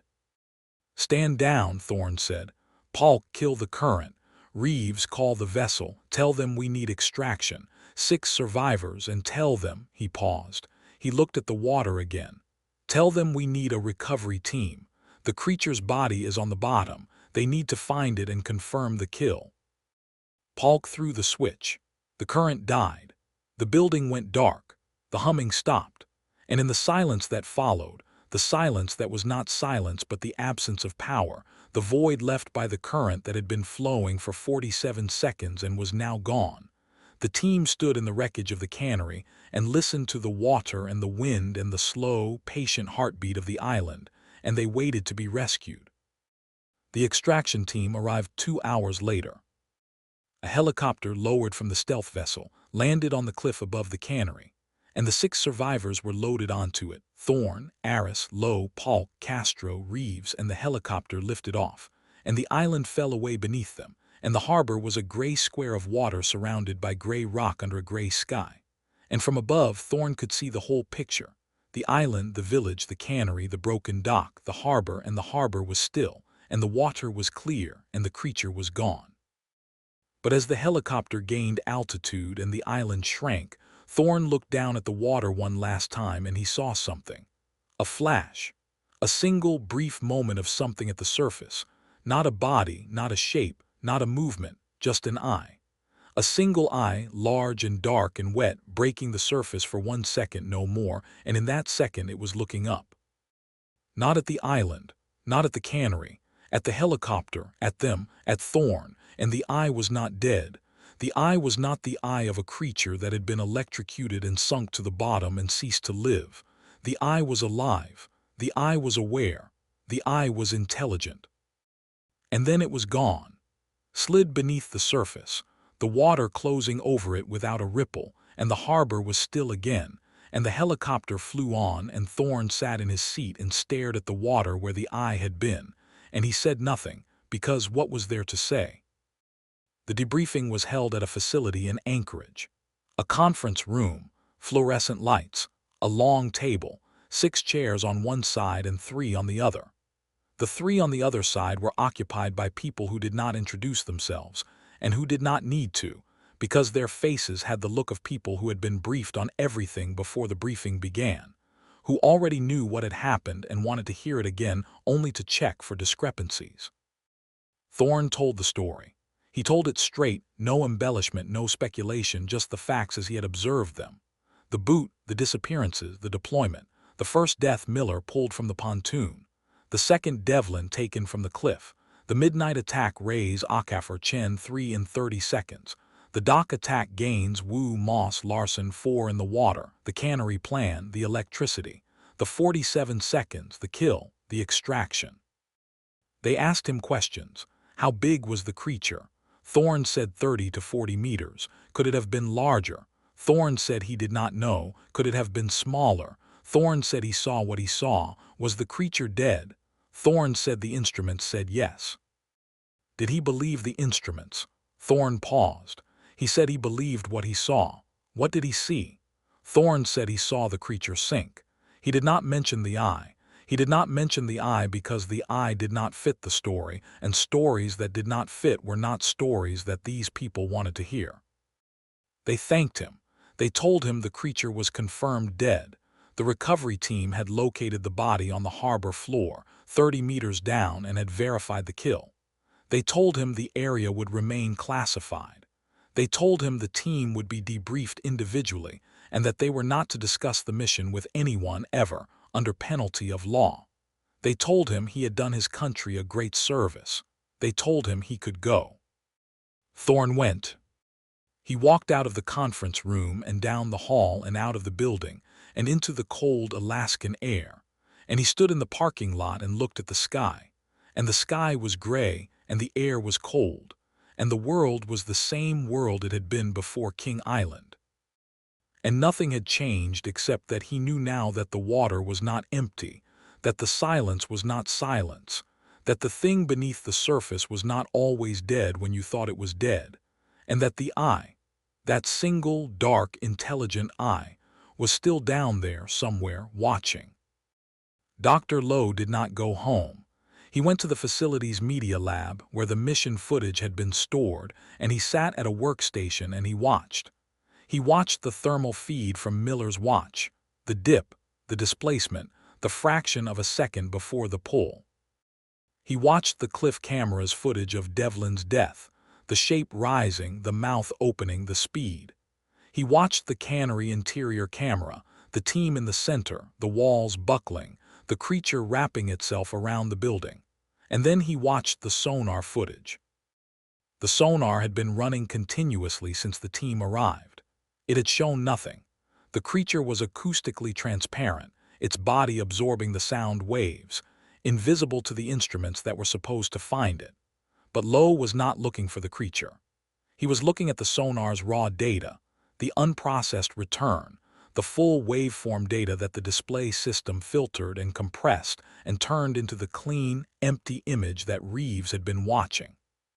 He found it at the bottom of the data stream, hidden in the noise, filtered out by the display software which had been calibrated to reject false returns and anomalous signals and anything that did not match the expected signature of a large marine predator. But in the raw data, the signals were there. They had been there all along. Not one signal, not one creature, multiple signals, multiple creatures. Lowe counted them. He counted them again. He adjusted the display parameters, widened the filter, opened the gate, and the sonar returns bloomed across the screen like a constellation, dozens of them, scattered across the harbor floor, each one a separate signature, each one a separate body, each one invisible to the filtered display because the display had been told to look for one thing, and had found one thing and had ignored everything else. The creature they had fought was not the only one. It was not even the largest one. It was a juvenile. The signatures on the harbor floor ranged from 15 meters to 40 meters to. Lowe stared at the screen, to something that the sonar could not fully resolve, something that extended beyond the sweep range, something that was not in the harbor but beneath it, beneath the island, beneath the seabed. A body so large that the sonar could only see the edge of it, the way you can only see the edge of a continent from the deck of a ship. There were dozens of them, and one of them was enormous, and they had been there all along. And the one they had killed, the juvenile, the 30-meter creature that had taken 9 people and been electrocuted and sunk to the bottom, had not been hunting them. It had been playing with them. It had been testing them. The way a young predator tests its prey before the real hunt begins. Lowe removed his glasses. He cleaned them. He put them back on. He looked at the screen. He looked at the signatures. He looked at the door. He did not tell anyone. He saved the data to a secure drive, labeled it Tizheruk, full sonar analysis, and filed it in the system. He wrote a report. He submitted the report. The report was classified. The report was buried. The report was never read by anyone who was not already authorized to know what was in it, and the people who were authorized to know what was in it already knew. Dr. Marcus Lowe went home to his apartment in Anchorage. He took a shower. He went to bed. He did not sleep. He lay in the dark and listened to the sound of the water in the pipes, the sound that had always been there, the sound that he had never noticed before, the sound of something flowing through the walls of his building, and he could not stop thinking that the water was not empty, that the water was never empty, that the thing in the pipes was not a pipe but a body, and the body was moving, and the body was patient, and the body was waiting. The water was never empty. The Aventine Breach. Museum Catalog Entry, Rome National Archaeological Museum. Accession Number, 2024 RNA 7741. Object Type, Human Skeletal Remains Partial. Provenance, Unidentified. Recovered from an unauthorized excavation site on the Aventine Hill, Rome, during a building renovation at Via di Sant'Alessio, 14. Found at a depth of 12 meters below street level, within a geological stratum inconsistent with the surrounding soil matrix. Description: a single human femur, adult male, bleached white, with a perfectly circular hole melted through the diaphysis midshaft. The hole is 3.2 cm in diameter, with smooth vitrified edges indicating exposure to extreme heat, estimated to 000 degrees C. The marrow cavity is empty but shows no evidence of trauma, infection, or decomposition. The bone appears to have been drained, not broken, not cut, not chewed, but evacuated. Notes: the forensic pathology report states, not a drill, not a weapon, a digestive byproduct. The report was sealed by the museum director on September 15, 2024. The specimen was transferred to a secure storage facility on October 1, 2024. Access requires written authorization from the museum director and the Italian Ministry of Culture. Status restricted. Dr. Aris MacDonald had been professionally dead for 6 years when he found the Codex Aventinus. The term professionally dead was not his. It was coined by a colleague, a tenured professor of classical philology at the University of Bologna, who had used it in a faculty newsletter to describe MacDonald's departure from academia. The phrase had been intended as a witticism, a casual cruelty lobbed at a man who was no longer in a position to retaliate, but it had stuck. MacDonald had seen it quoted in footnotes, in bibliographies, in the catty margins of academic reviews. MacDonald, professionally dead, cf. Galletti 2019, previously held the chair in paleo-linguistics at Sapienza University. He had held the chair for 9 years. He had published 43 papers. He had been, for a brief and improbable period in his late 30s, the most exciting paleo-linguist in Europe, the man who had cracked the Etruscan positional numeral system, who had identified the substrate language beneath Mesapic, who had published a theory about the phonological structure of linear A that, while not proven, had not been disproven, and which had been cited in every major textbook on pre-Hellenic linguistics published since 2016. And then he had published the paper that killed him. It was called Cacus and the Subterranean Lexicon, a linguistic analysis of the Cacus myth in the context of pre-Latin geological terminology. It had appeared in the Journal of Roman Archaeology in 2018, and it had been, by any reasonable standard, the most thorough linguistic analysis of the Cacus myth ever attempted. MacDonald had spent 4 years on it. He had read every primary source, Virgil, Livy, Ovid, Propertius, Dionysius of Halicarnassus, and he had cross-referenced every mention of Cacus against the geological and topographical vocabulary of pre-Latin Italic languages, and he had found something that no one had found before, a consistent pattern of geological terminology embedded in the mythological narrative that suggested the story of Cacus was not, as conventional scholarship held, an allegorical account of a pastoral deity overcoming a fire-breathing monster, but a literal description of a geological feature, a specific cave system beneath the Aventine Hill, written in a technical vocabulary that had been preserved, fossil-like, in the mythological text. The paper had been ridiculed, not refuted ridiculed. The difference in academia was important. A refutation engages with the argument. A ridicule dismisses the arguer. MacDonald's colleagues had chosen the latter. Dr. MacDonald has confused philology with speleology, wrote one reviewer. This paper belongs in a fringe science journal, not in the JRA, wrote another. One wonders if Dr. MacDonald has spent too much time in caves, wrote a third, and the implication that MacDonald had gone underground, literally and metaphorically, and had lost his way was clear. MacDonald had fought back. He had written responses, rebuttals, follow-up papers. He had submitted a grant proposal to the National Research Council for an archaeological survey of the Aventine substructure. The proposal was rejected. He submitted it again. Rejected. He submitted it a third time with additional data, with a letter of support from a geophysicist at Tizheruk who had reviewed the geological data and found it intriguing. Rejected. The rejections were not based on the science. They were based on the reputation. MacDonald had become the man who believed that the Roman myth of Cacus was a literal account of a real cave system, and in the conservative, reputation-driven world of Italian classical philology, that was equivalent to believing that the earth was flat. He had lost the chair at Sapienza in 2020. The official reason was budgetary restructuring. The unofficial reason was that his colleagues had voted, unanimously, to recommend his removal, and the university administration had complied. He had lost his apartment in Rome, it had been university housing, and moved to a flat in Trastevere that smelled of mildew and overlooked a dumpster. He had lost his marriage. His wife, a curator at the Capitoline Museums, had left him in 2019, citing exhaustion and the Cacus thing as the primary factors. He had lost his social circle, his professional network, and for a time his sobriety. What he had not lost was the obsession.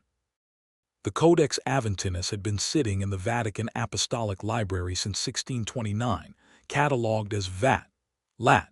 10,623, Fragmentivaria, Seek, IXX, provenance unknown. It was a collection of miscellaneous parchment fragments, bound together in a single volume, that had been part of a library donated to the Vatican by Cardinal Francesco Barberini. The fragments were written in a Carolingian minuscule hand, dated to the 9th or 10th century, and were generally considered to be copies of earlier texts, homilies, legal documents, administrative records. They had been catalogued, briefly described, and filed. No one had studied them in detail. No one had needed to. They were fragments. MacDonald found the codex because he was looking for it. Not by name, he didn't know the name, but by content.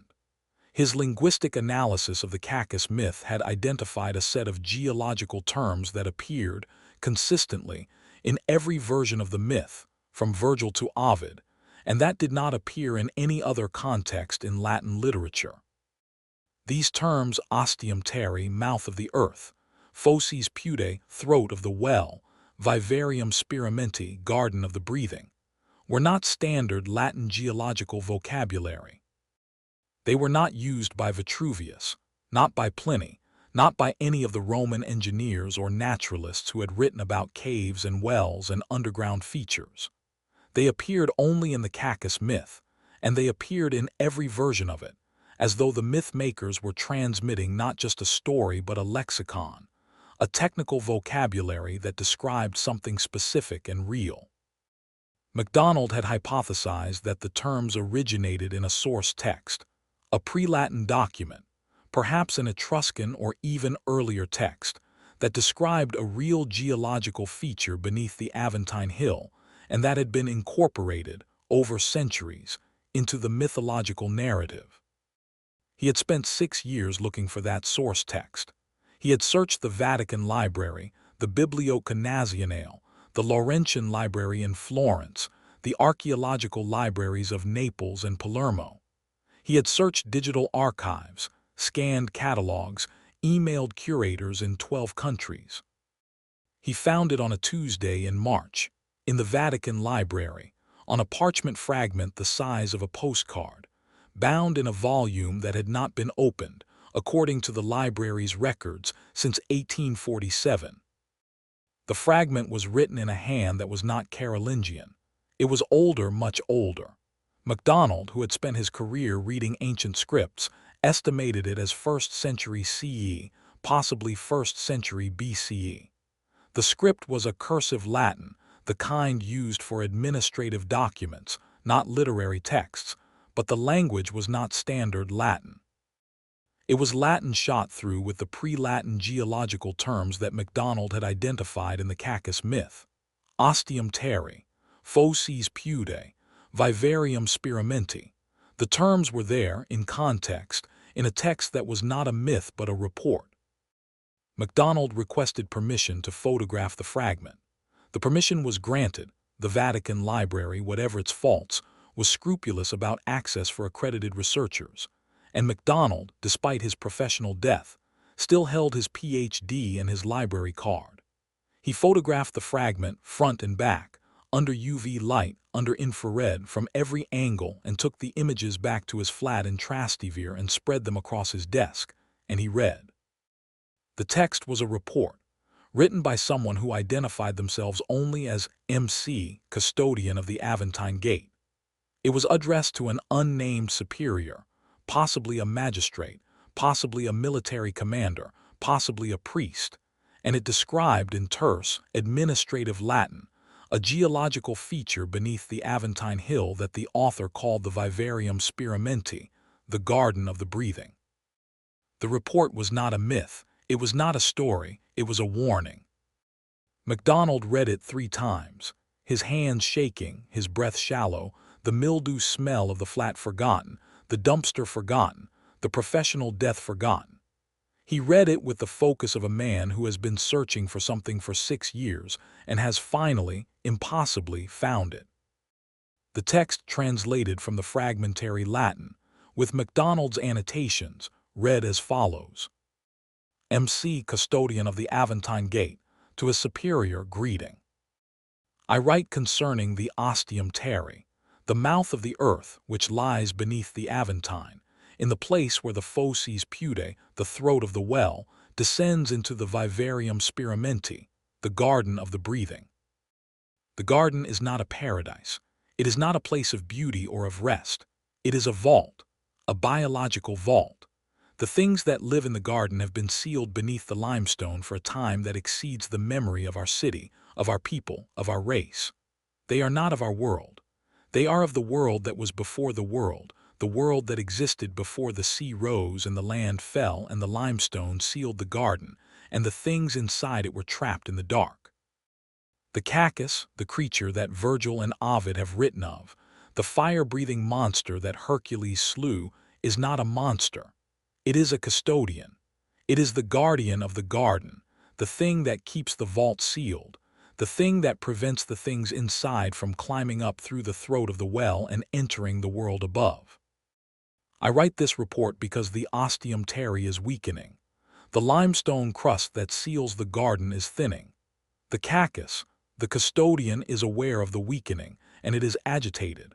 It has been heard, a hissing, a grinding, a sound like 1,000 leaking gas pipes, beneath the Aventine, in the cellars and the cisterns and the underground passages that the shepherds use.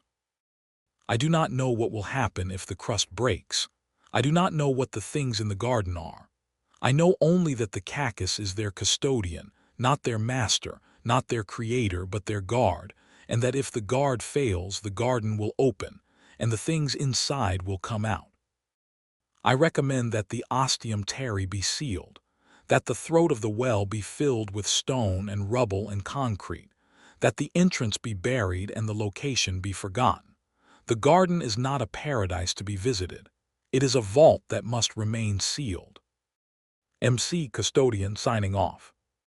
MacDonald put down the photographs. He looked at the wall of his flat, the mildew, the water stains, the cracks in the plaster. He looked at the desk, covered in papers and books and empty espresso cups. He looked at the photograph of the femur, the museum catalog entry printed from the online database, showing the bleached bone with the perfectly circular hole melted through the midshaft. Not a drill, not a weapon, a digestive byproduct.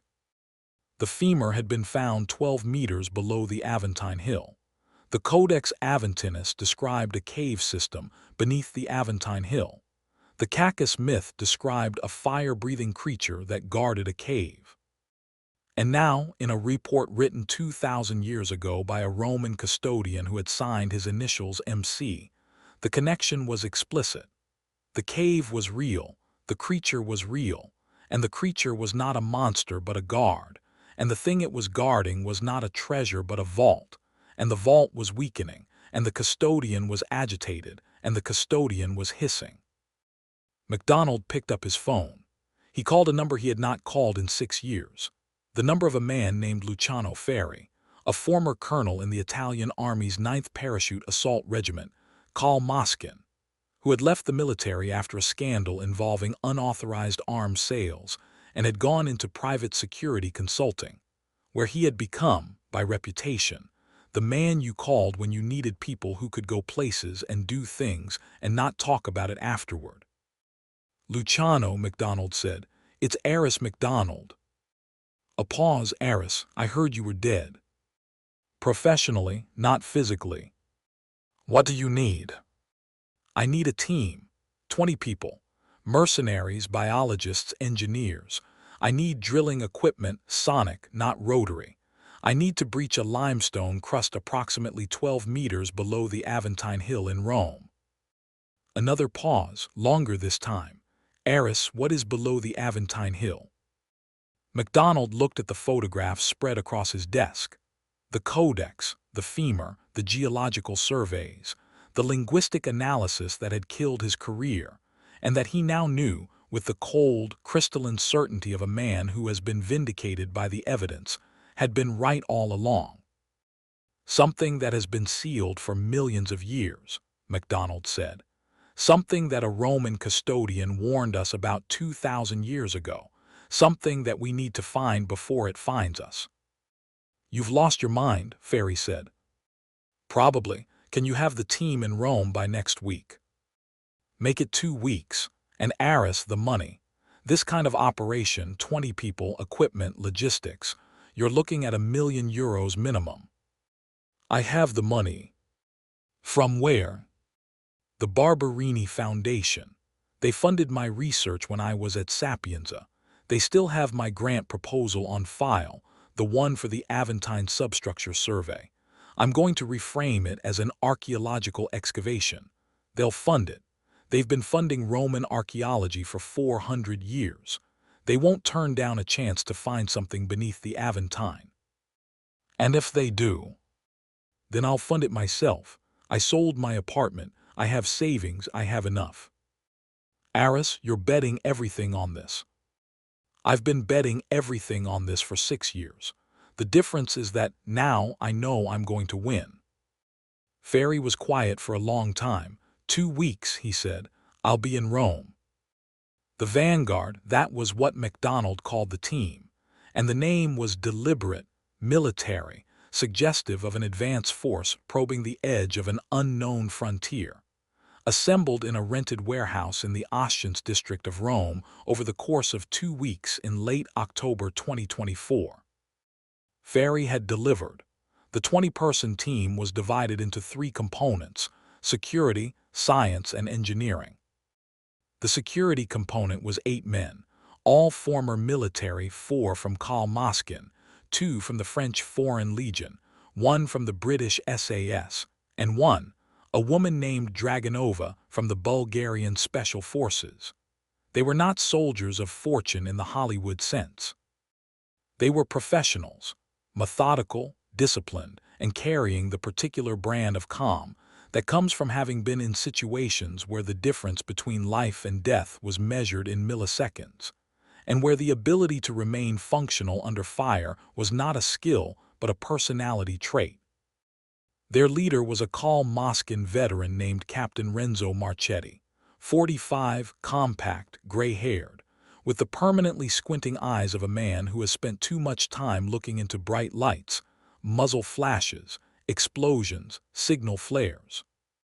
The science component was 6 people, all of whom had been recruited on the strength of MacDonald's Barberini Foundation grant, which had been approved with remarkable speed. The Foundation's director, a distant descendant of the Barberini family, had been intrigued by MacDonald's proposal and had not asked too many questions about the exact nature of the excavation. The scientists were Dr. Lena Fischer, a German paleobotanist from the University of Munich, Dr. Marco Salieri, an Italian evolutionary biologist from Padua, Dr. Hannah Park, a Korean-American geophysicist from MIT, Dr. Olivier Dubois, a French microbiologist from the Pasteur Institute, Dr. Fatima Al-Rashid, a Jordanian paleontologist from the American University of Beirut, and Dr. Simone Bardi, an Italian zoologist from the University of Florence who specialized in the study of prehistoric reptiles and who had, MacDonald noted, published a controversial paper in 2022 suggesting that certain species of dinosaur may have survived the KT extinction in isolated subterranean environments. A paper that had been dismissed by the mainstream, but that MacDonald had read 3 times and had found, like his own work, to be based on data that the mainstream had not bothered to examine. The engineering component was 6 people, led by a mining engineer named Kowalski, first name never used, nationality Polish but accent indeterminate, who had spent 15 years in the deep mining operations of South Africa and who knew more about drilling through rock than anyone MacDonald had ever met. Kowalski's team operated the sonic drilling rig, a truck-mounted system that used high-frequency sound waves to pulverize rock without the heat and debris of conventional rotary drilling. The sonic rig had been chosen for 2 reasons. It was quiet, which was essential given the urban location, and it was precise, which was essential given the need to breach the limestone crust without destabilizing the geological formation above it. MacDonald briefed the team on the 3rd day in the warehouse, standing at a makeshift podium with a PowerPoint presentation that included the Codex Aventinus photographs, the femur catalog entry, the geological surveys, and the linguistic analysis. He spoke for 45 minutes. When he finished, the room was silent. Captain Marchetti spoke first.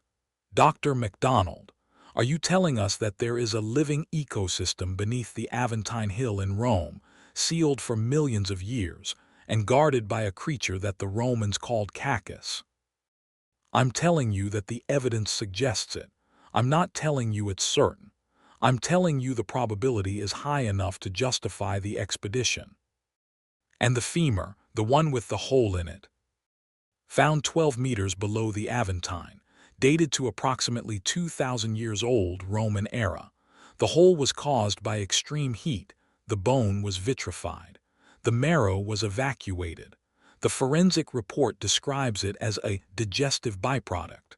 Something dissolved the bone from the inside out." Marchetti looked at Ferry. Ferry looked at Marchetti. The two men exchanged a glance that communicated an entire conversation. The glance of two men who have been in bad places together and who know how to evaluate risk without speaking. "And what do you expect to find down there?" Marchetti asked. "I expect to find a cave system. I expect to find a sealed biological vault, an ecosystem that has been isolated from the surface for millions of years. I expect to find organisms that have evolved in that isolation. And I expect to find evidence of the Cacus, the creature that the Romans described as a fire-breathing monster and that the Codex describes as a custodian, a guard. And if the guard is still alive?" MacDonald paused. He had thought about this. He had thought about it every night for 6 years. "If the guard is still alive," he said, "then we need to be very, very careful. Because if the Codex is right, the guard is not a myth. It's a biological entity, and if it's been alive for millions of years, it has had a very long time to get very good at what it does." "Which is what?" someone asked from the back of the room. MacDonald looked at the femur photograph on the screen behind him. The bleached bone, the circular hole, the vitrified edges, the evacuated marrow. "According to the myth," MacDonald said, "Cacus breathes fire and smoke. According to the Codex, Cacus is a custodian, a guard. According to the forensic report on the femur, whatever killed the man who owned that bone burned through it with heat exceeding 2,000 degrees Celsius and dissolved the marrow as a byproduct of digestion." He looked at the room. 20 faces. Mercenaries, scientists, engineers, people who had been in bad places and who had survived them, people who were not easily frightened. "I don't know what we'll find," MacDonald said. "I know that something down there has been waiting for a very long time. And I know that if the Codex is right, if the crust is weakening, if the vault is opening, then whatever is down there may not want to stay down there anymore." The room was very quiet. "Gear up," Marchetti said. "We go in 3 days." The drilling began on October 28, 2024, at 2:00 a.m. in the basement of a building at Via di Sant'Alessio 14, the same building where the femur had been found during a renovation 2 months earlier. MacDonald had purchased the building using the Barberini Foundation grant, not the building itself, but the renovation rights, which gave him legal access to the basement and the subsoil beneath it. The building was a 4-story residential block, built in the 19th century on top of earlier Roman structures, and its basement, a vaulted cellar with limestone walls and a packed earth floor, was the closest accessible point to the geological anomaly that the seismic surveys had identified. A void in the limestone approximately 12 meters below street level, roughly 30 meters in diameter, with a density signature that was inconsistent with solid rock. Kowalski's team set up the sonic drilling rig in the basement, positioning the drill head over a point that Dr. Park had identified as the thinnest section of the limestone crust, the place where the void was closest to the surface, where the rock was thinnest, where the geological evidence suggested a natural breach point. The rig was loud, not the deafening roar of a rotary drill, but a deep, thrumming, subsonic vibration that made the teeth ache and the fillings hum and the wineglasses on the shelves above vibrate in their racks. Kowalski assured the team that the sound would not propagate to the upper floors if they kept the drilling to the hours between midnight and 5:00 a.m. and maintained a depth of no more than 2 meters per session. The drilling took 4 nights. 14 meters of limestone, drilled in 2-meter increments, each increment taking approximately 3 hours. The limestone was old, very old. Dr. Park examined the drill cores and estimated their age at 35–40 million years, placing them in the Eocene epoch. This was consistent with the geological history of the area. The Aventine Hill was composed of Eocene limestone, formed in a shallow marine environment, and the void beneath it, if it existed, would have been sealed during the tectonic activity that formed the hill, millions of years before the first human walked the earth. On the 4th night at 3:47 a.m. the drill broke through. The breakthrough was not dramatic.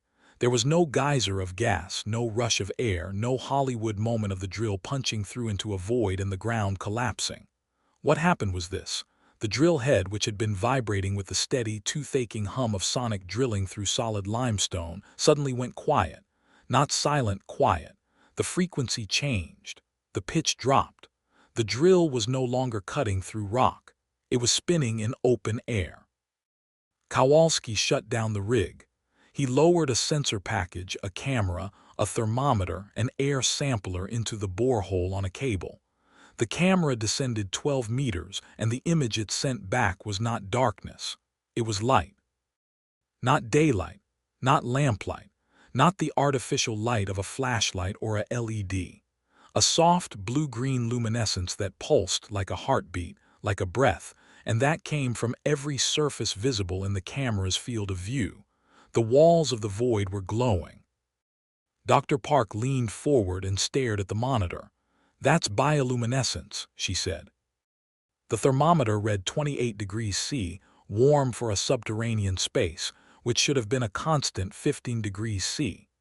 The air sampler returned a composition of 21% oxygen, 1% carbon dioxide, trace gases, breathable, normal. The air of a living ecosystem, not a sealed tomb. And from the borehole, rising through the 12 meters of drilled rock, came a smell. Not sulfur, not the volcanic sulfur of a hot spring or the stale sulfur of decay. Something else. Something that MacDonald, who had spent months analyzing the olfactory descriptions in the Cacus myth, recognized immediately. Ozone.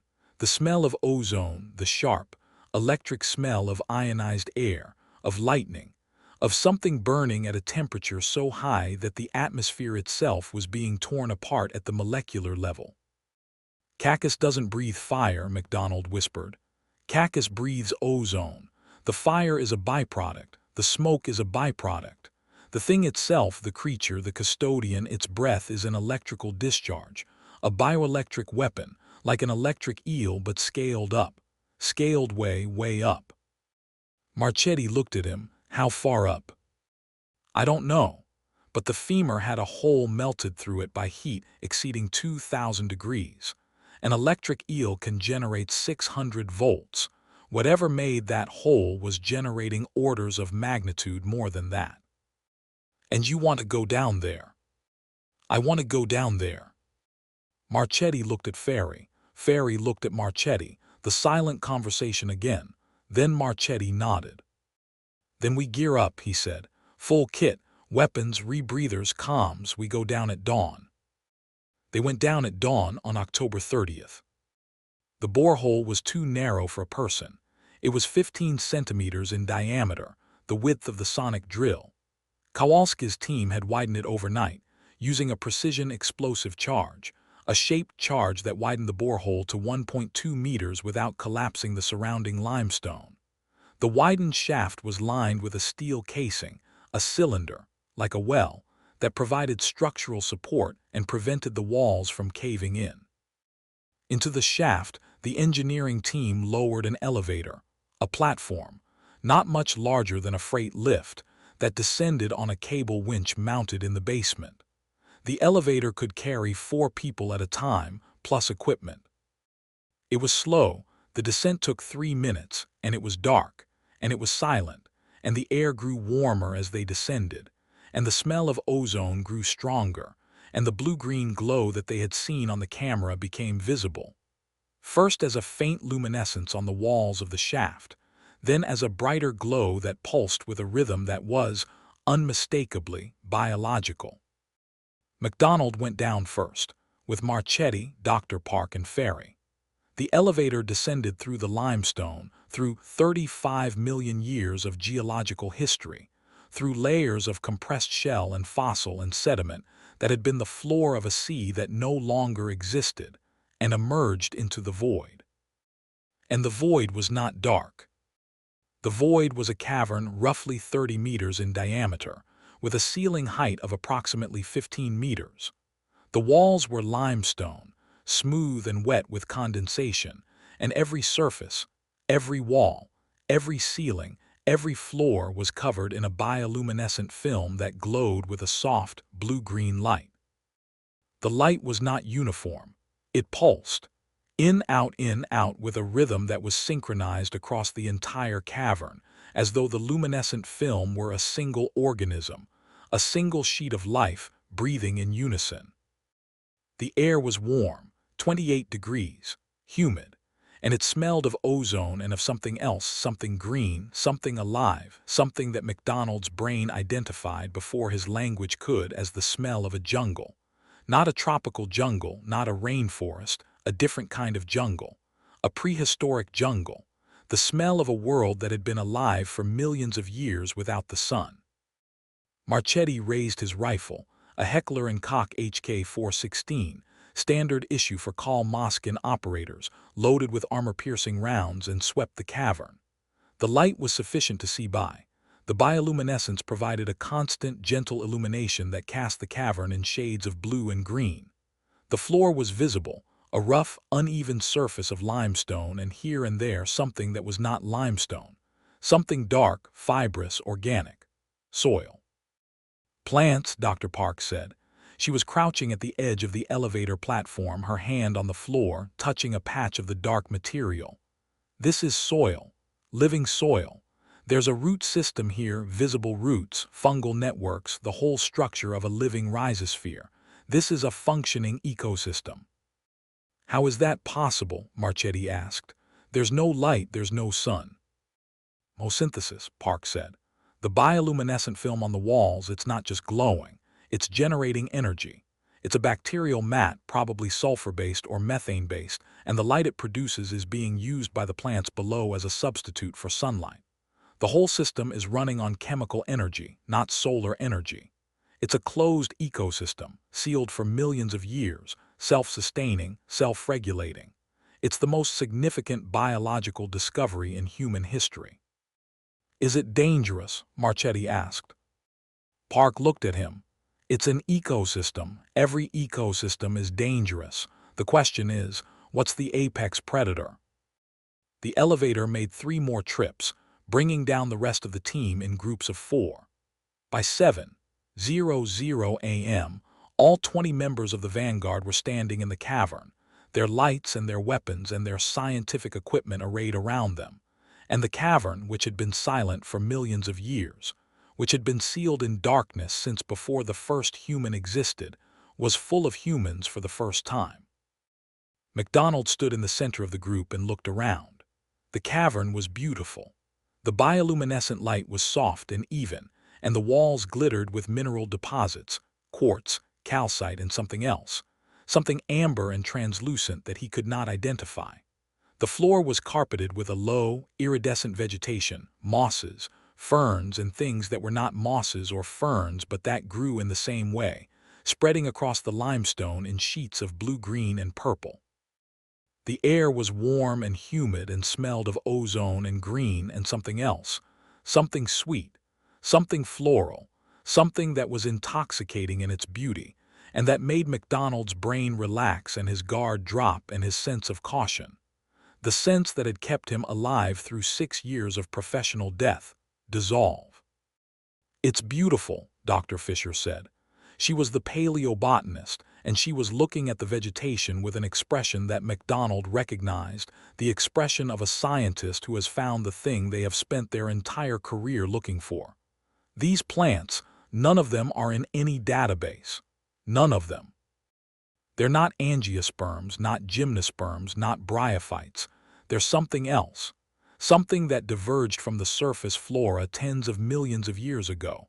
They've been evolving in isolation, under a different selection pressure, with a different energy source. This is a parallel evolutionary lineage. This is a lost world. "Let's not get carried away," Marchetti said. He was not looking at the plants. He was looking at the far end of the cavern where the floor sloped downward into a passage, a natural tunnel in the limestone, roughly 3 meters wide and 4 meters tall, that extended beyond the range of their lights into darkness. The bioluminescence dimmed at the entrance to the passage, and beyond it the darkness was absolute. "Dr. MacDonald," Marchetti said, "the Codex, it described a garden." "Yes, the Vivarium Sperimenti, the garden of the breathing." "And the Cacus, the custodian, where is it?" MacDonald looked at the passage, the darkness, the place where the light ended and the dark began. "I don't know," he said, "but the Codex said it was agitated, it said it was hissing, and it said the crust was weakening." "The crust held for millions of years. Why would it weaken now?" "I don't know, maybe tectonic activity. Maybe the construction above, the building, the subway line, the utility tunnels. Maybe the crust has been weakening for centuries, and we just happened to come along at the wrong time." "Or the right time," Dr. Barty said, the zoologist. He was examining a patch of the iridescent vegetation, and his face, beneath his headlamp, was pale. "Dr. MacDonald, come look at this." MacDonald went. Barty was crouching beside a patch of the vegetation, a cluster of tall, reed-like plants with translucent stems that pulsed with a faint amber light. On the stems, clinging to the surface, were marks, scratches, deep parallel gouges in the plant tissue, 4 lines at a time, evenly spaced. "Claw marks," Barty said. "These are claw marks. Something with 4 claws, a digitigrade quadruped, something large, something heavy, has been here recently. The plant tissue is still oozing sap. These marks are fresh, hours old, not days." Marchetti was at Barty's side instantly. He examined the claw marks. He measured them with his fingers. The spacing between the 4 lines was approximately 10 centimeters. That was a large animal. Not a dog, not a cat, not anything that should exist 12 meters below a residential building in Rome. "What made these?" Marchetti asked. Barty looked at MacDonald. Then he looked at the passage, the dark tunnel at the far end of the cavern, where the light ended and the dark began. "Something that has been living down here," he said. "Something that uses this passage. Something that comes and goes." "Comes and goes from where?" Marchetti asked. Barty pointed at the passage. "From deeper, from further down, from whatever is at the end of that tunnel." Marchetti looked at the passage. He looked at the claw marks. He looked at his men, 8 soldiers, armed, trained, experienced, standing in a glowing cavern 12 meters below Rome, surrounded by plants that shouldn't exist, breathing air that smelled of ozone and green, looking at claw marks that shouldn't be there. "We proceed as planned," Marchetti said. "Science team samples and documents.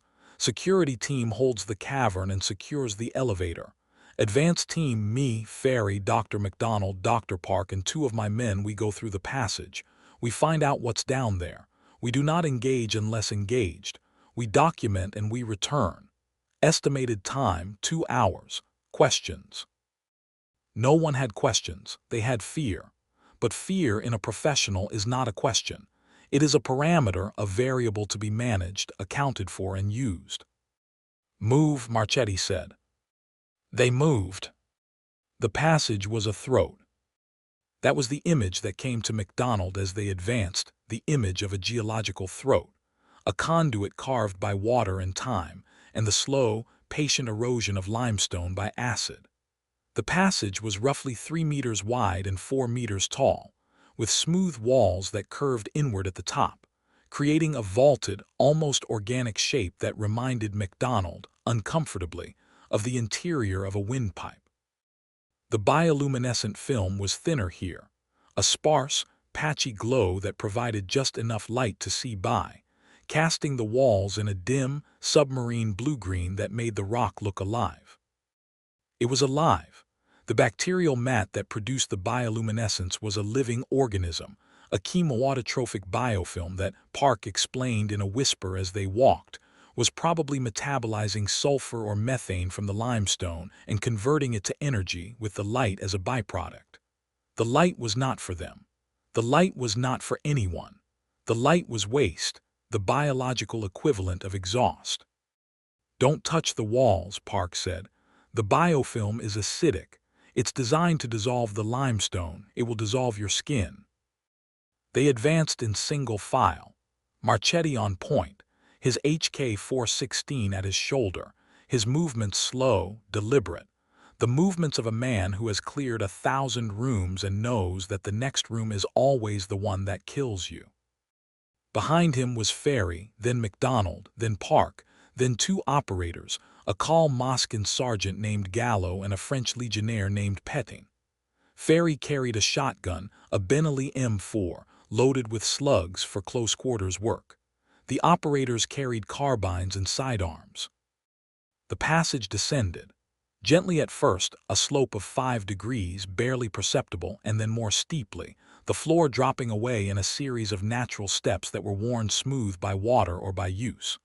The air grew warmer. 28 degrees became 30, then 32, then 35, warm enough to make the soldiers sweat in their tactical gear, warm enough to fog their glasses and their weapon sights. The ozone smell intensified, and beneath it, growing stronger with each step, a new smell, sulfur. Not the clean, volcanic sulfur of a hot spring, the thick, biological sulfur of decay, of something organic decomposing in a closed environment, something that had been decomposing for a very long time. "Dr. Park," Marchetti said without turning, "the air."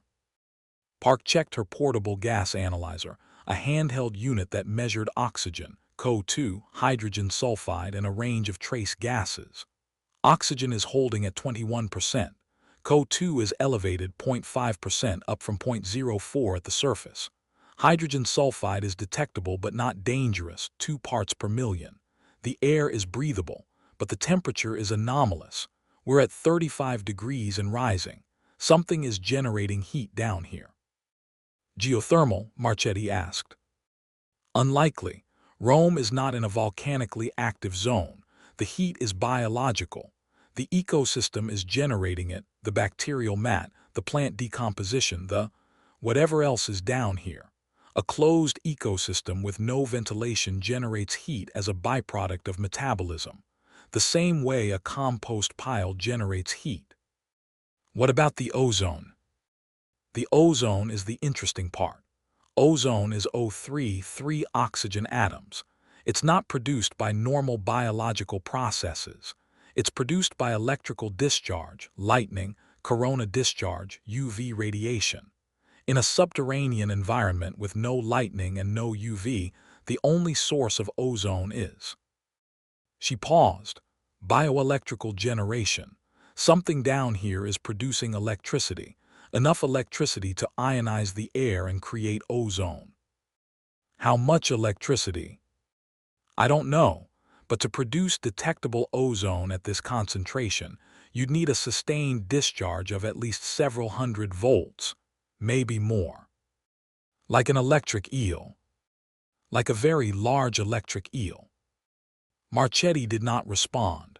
He kept walking. The passage continued to descend, the bioluminescence dimming, the darkness ahead growing thicker and more absolute. And then, at a point that Park's instruments registered as approximately 40 meters below the surface, 28 meters below the cavern they had entered, the passage opened. The world below the passage was not a cave. It was a landscape. They emerged from the throat into a space so vast that their lights could not find its walls. The ceiling, if there was a ceiling, was lost in darkness above. The floor was visible only in the immediate vicinity, illuminated by the bioluminescent film that covered it, and what it showed was not limestone. It was soil. Dark, rich, loamy soil, carpeted with the same iridescent vegetation they had seen in the cavern above, but here the vegetation was not sparse. It was dense. It was a jungle. The plants were extraordinary.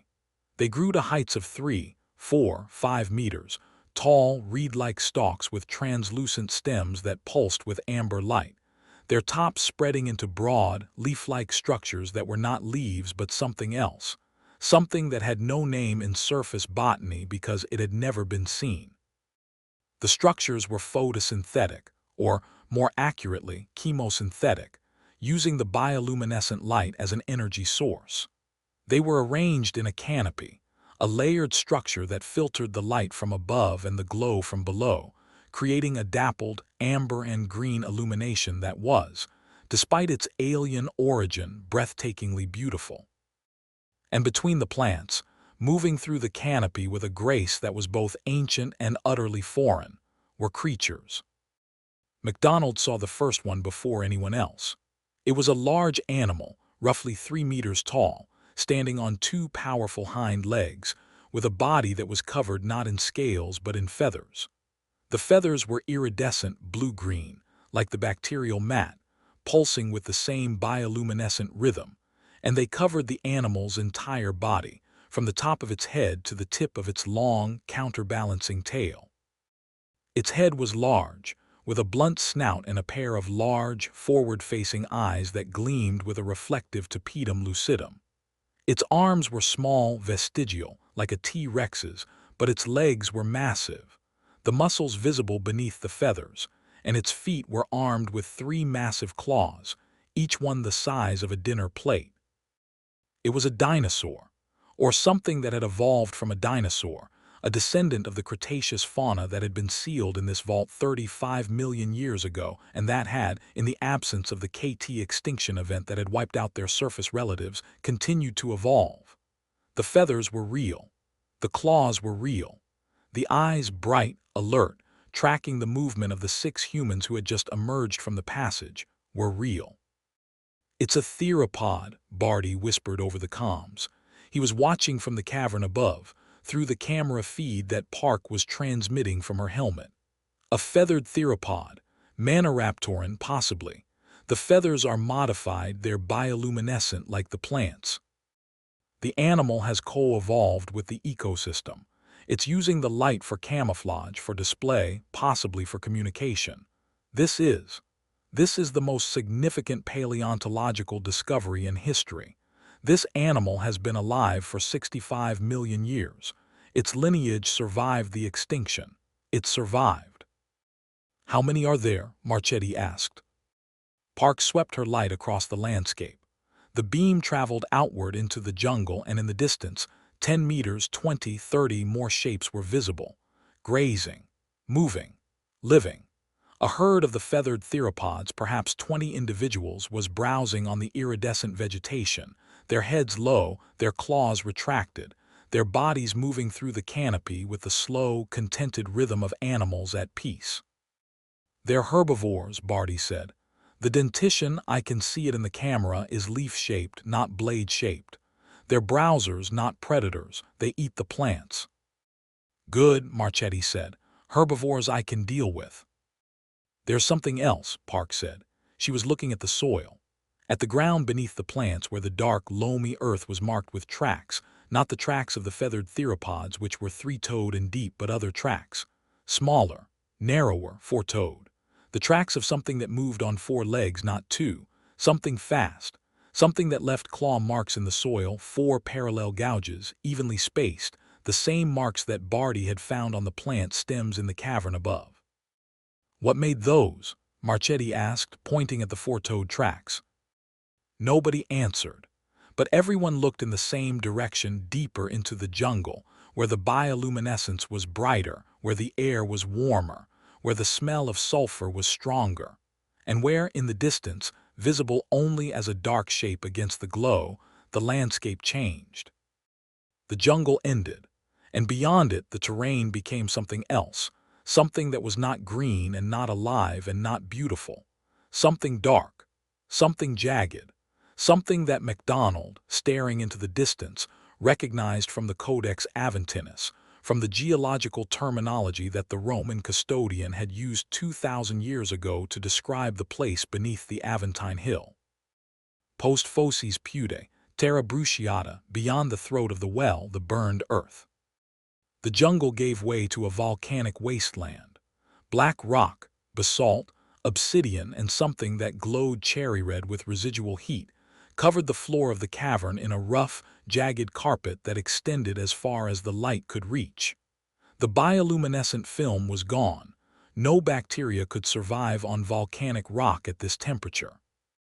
The air was 40 degrees and smelled of sulfur and ozone and something else, something organic, something sweet, something that MacDonald's brain registered as the smell of blood.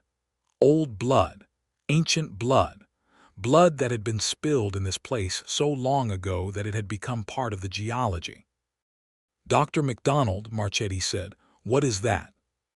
MacDonald looked at the wasteland, at the dark rock, at the glow.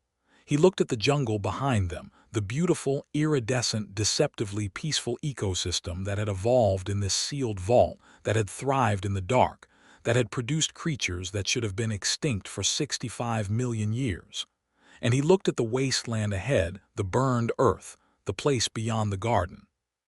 "The Codex described 2 zones," MacDonald said. "The Vivarium Sperimenti, the garden of the breathing, the living ecosystem, and the Terra Bruciata, the burned earth, the place beyond the garden. The garden is the ecosystem. The burned earth is the Cacus's territory, its lair, its nest." "And the Cacus?" MacDonald looked at the wasteland, the glow, the heat, the smell of sulfur and ozone and old blood. "The Cacus is there," he said. "In the burned earth, that's where it lives, that's where it guards." "Guards what?" "The boundary, the passage between the garden and the surface. The Cacus is a custodian, a guard. It doesn't guard a treasure, it guards the door. It keeps the things in the garden from getting out, and it keeps the things on the surface from getting in. It's the gatekeeper." "And if we go into the burned earth?" "Then we meet the gatekeeper." Marchetti looked at the wasteland. He looked at the jungle. He looked at the passage behind them, the throat, the way back to the surface, to the elevator, to Rome, to the world above. And he made a decision. "We hold here," he said. "Science team samples the garden. We document. We do not enter the burned earth. Not today. We go back, we analyze, we come back with better equipment and a better plan.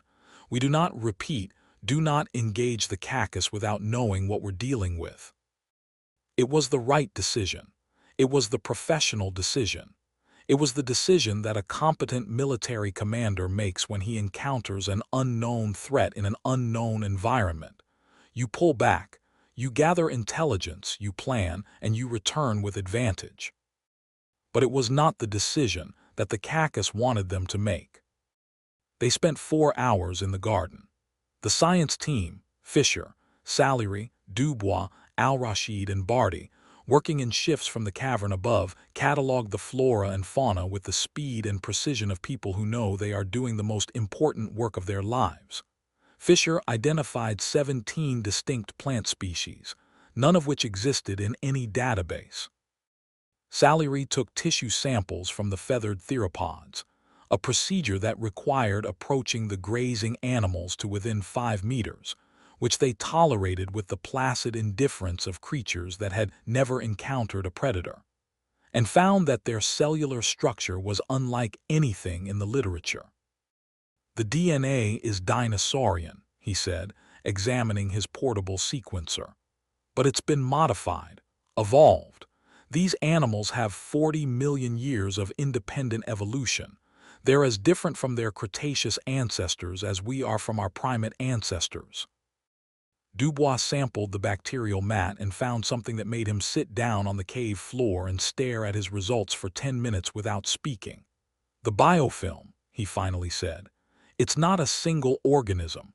It's a consortium, a symbiotic community of bacteria, archaea, and something else, something that doesn't fit into any domain of life. The cell structure is. It's not prokaryotic, it's not eukaryotic, it's something else, something that diverged from the universal tree of life before the three domains split. This is a fourth domain of life, people. It's been down here, evolving independently for 40 million years. It's the most significant biological discovery since the discovery of DNA. Al-Rashid found bones. That was where things began to go wrong. She found them at the edge of the garden, where the jungle met the burned earth, the boundary between the living ecosystem and the volcanic wasteland. The bones were not in the soil. They were in the rock, embedded in the limestone walls of the cavern at the junction between the two zones, in a natural alcove that Al-Rashid had entered while looking for fossil specimens. "Dr. MacDonald," she said over the comms. Her voice was careful, measured, the voice of a scientist who has found something that does not fit her model and who is trying to stay objective. "I need you down here, at the boundary. I've found something." MacDonald went. He descended from the cavern through the passage and crossed the garden, a 10-minute walk through the iridescent jungle, the feathered theropods watching him pass with their large, forward-facing eyes, their heads tilting as he walked, their bodies turning to track him, and reached the boundary where the jungle ended and the burned earth began. Al-Rashid was standing at the mouth of the alcove. It was a natural formation, a cleft in the limestone wall, roughly 2 meters wide and 3 meters deep, extending into the rock like a shallow cave. The walls of the alcove were not covered with bioluminescent film. They were covered with bones. Not scattered, not piled, arranged. The bones were set into the limestone with the precision of a museum display, each one positioned with deliberate care, each one facing the same direction, each one cleaned and bleached and polished until it gleamed white in the amber light of the jungle. They were not human bones. Most of them were dinosaur bones, the same feathered theropods that grazed in the garden, their skeletons disarticulated and arranged by element. Skulls on one wall, femurs on another, rib cages on a third. But among the dinosaur bones, set apart, in a section of the wall that was darker and older and more deeply embedded in the limestone, were other bones. Human bones. MacDonald counted them. There were 7 skeletons, partially complete, arranged in the same deliberate manner. The bones were old, very old. Al-Rashid, who had brought a portable radiocarbon dating kit, tested one of the femurs and returned a result that made them both go silent. 2,000 years, Al-Rashid said, plus or minus 50. These are Roman-era bones, 1st century BCE roughly. "They're legionnaires," MacDonald said. He was looking at the skulls, which were arranged in a row on the highest shelf of the alcove. Each skull had a hole in it, not a wound, not a fracture, but a perfectly circular hole, approximately 3 centimeters in diameter with smooth, vitrified edges. The same hole, the same diameter, the same vitrification, the same hole that had been found in the femur from Via di Sant'Alessio. The trophy hall. That was what MacDonald would call it later, in the report he would never write. A natural cavern at the boundary between the garden and the burned earth, where the Cacus kept its trophies, the remains of the things it had killed, arranged with the obsessive precision of a predator that understood what trophies were, that understood display, that understood the psychological value of showing its prey what had happened to the prey that came before.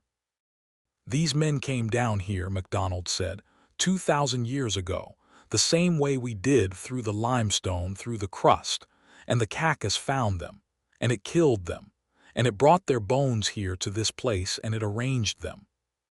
"It's a display," Al-Rashid said, "a warning." "Yes."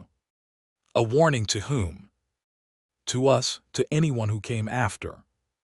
"Dr. MacDonald, these bones have been here for 2,000 years. No one has come after, until us." MacDonald looked at the skulls, the 7 holes, the vitrified edges, and he felt for the first time a cold that was not the temperature of the cave but the temperature of understanding, the understanding that they were not the first, that the vault had been entered before, that the custodian had dealt with intruders before, and that the custodian had a method that involved heat and digestion and the precise, surgical removal of bone marrow through a hole that was not a wound but a mouth. "Marchetti," MacDonald said into his comms, "we need to leave." They did not leave.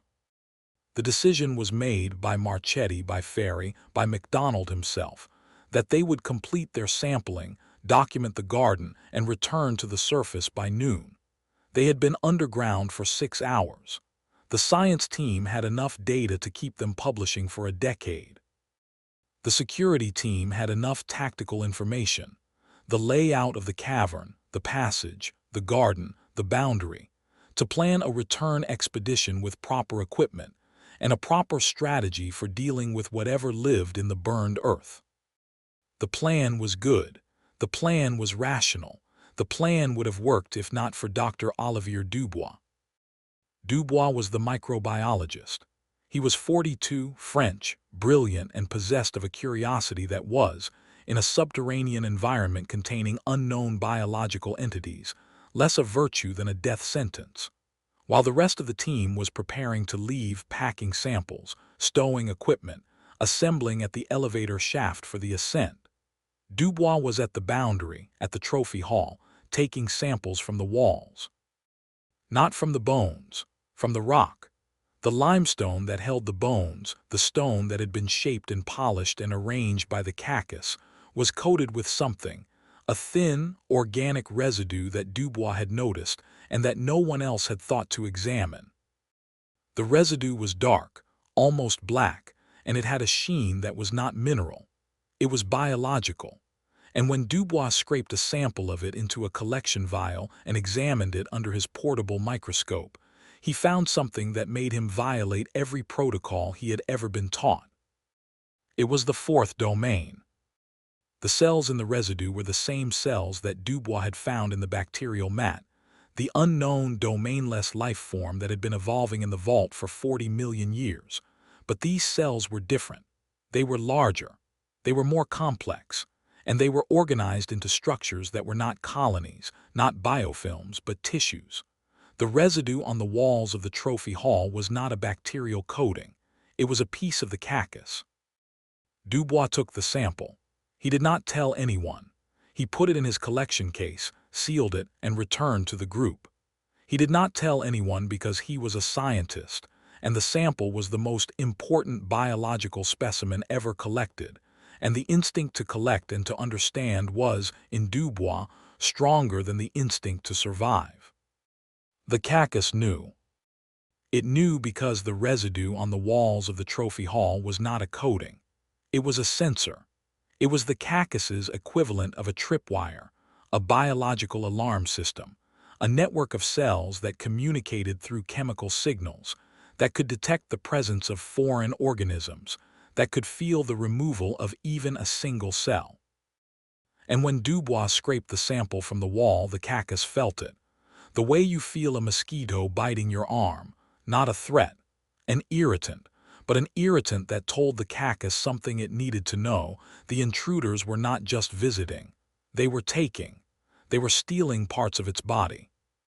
And the Cacus, the custodian, the guard, the thing that had been protecting the vault for millions of years, responded. The first sign was the temperature.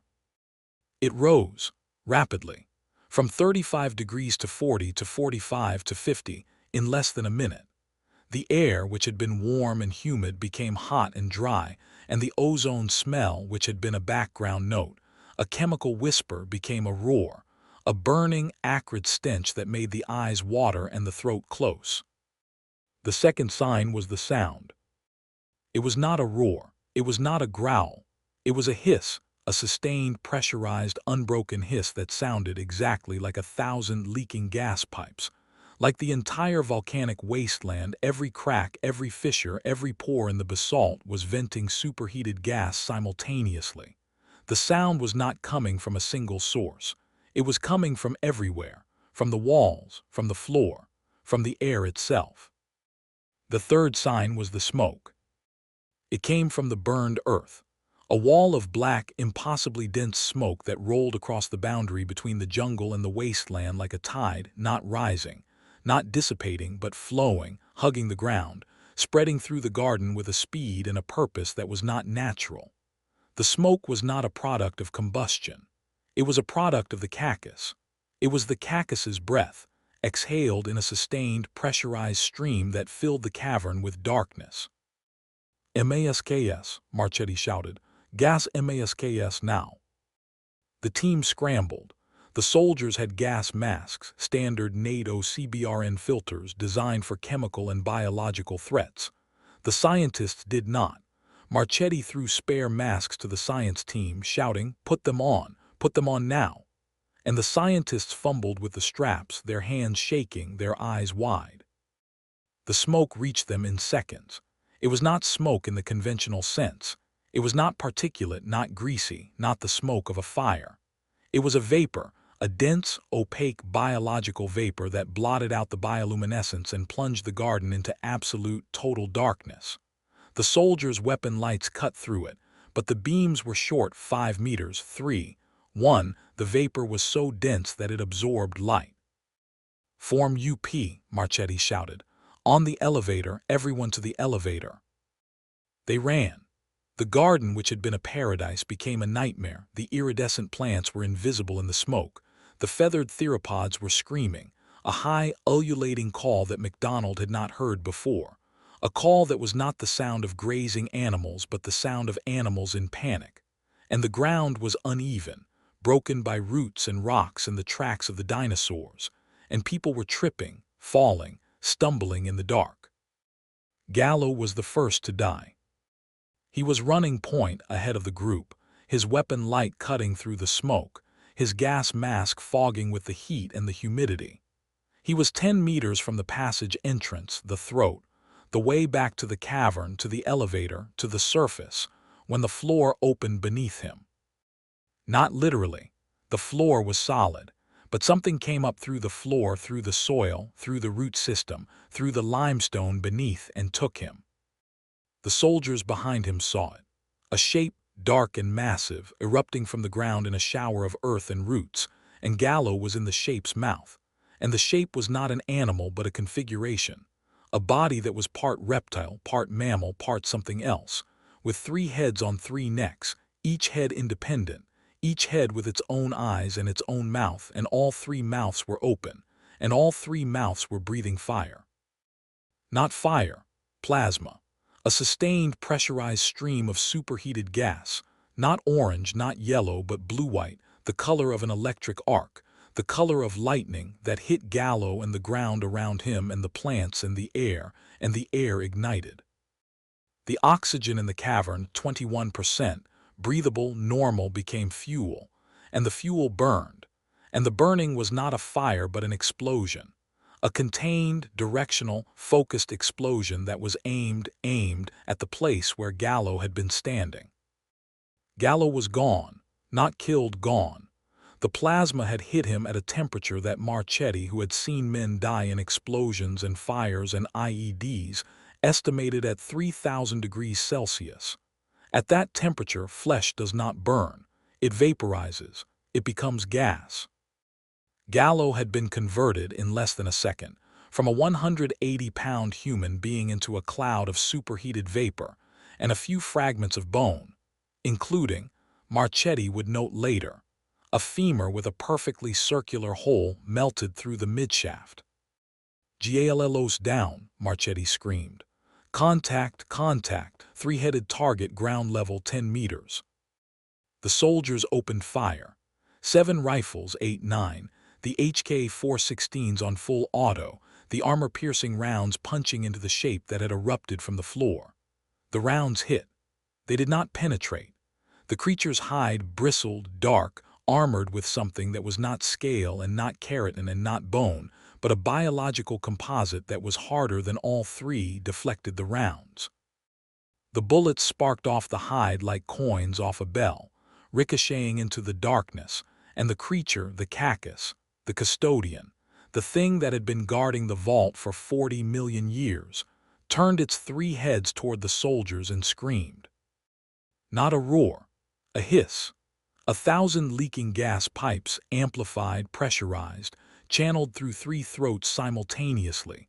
A sound that was not a sound but a weapon, a sonic weapon, a pressure wave, a wall of compressed air that hit the soldiers like a battering ram and knocked 4 of them off their feet. And then the fire came. Not from one mouth, from 3. The Cacus opened all 3 mouths wide, wider, impossibly wide, the jaws dislocating, the teeth spreading, and from each mouth came a stream of blue-white plasma, not aimed randomly but directed, targeted, converging on the cluster of soldiers with a precision that was not instinctive but intelligent. The Cacus was not firing blindly. It was aiming. It was calculating. It was doing math, the math of trajectory, of distance, of convergence.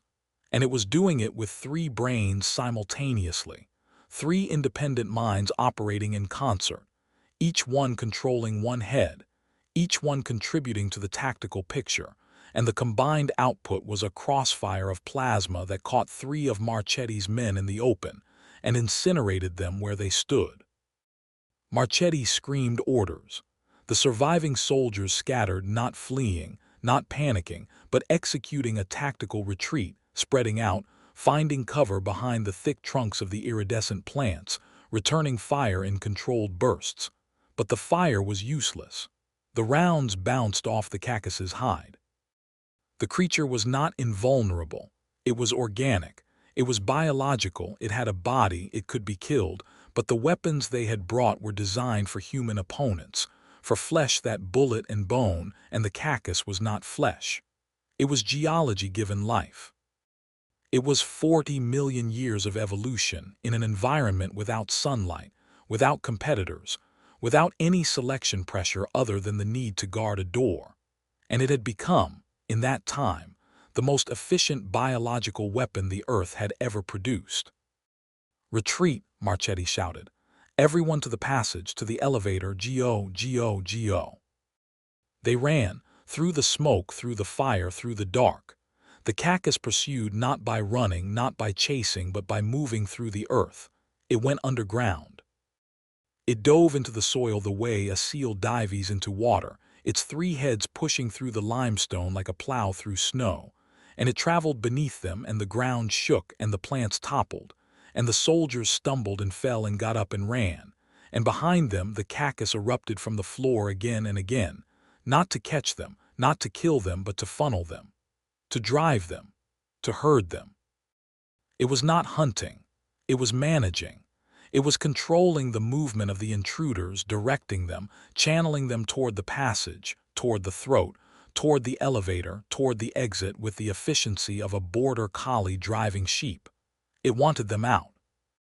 It wanted them gone. It was fulfilling its function, the function it had been performing for 40 million years, the function that the Roman custodian had described in his report, keeping the things in the garden from getting out and keeping the things on the surface from getting in.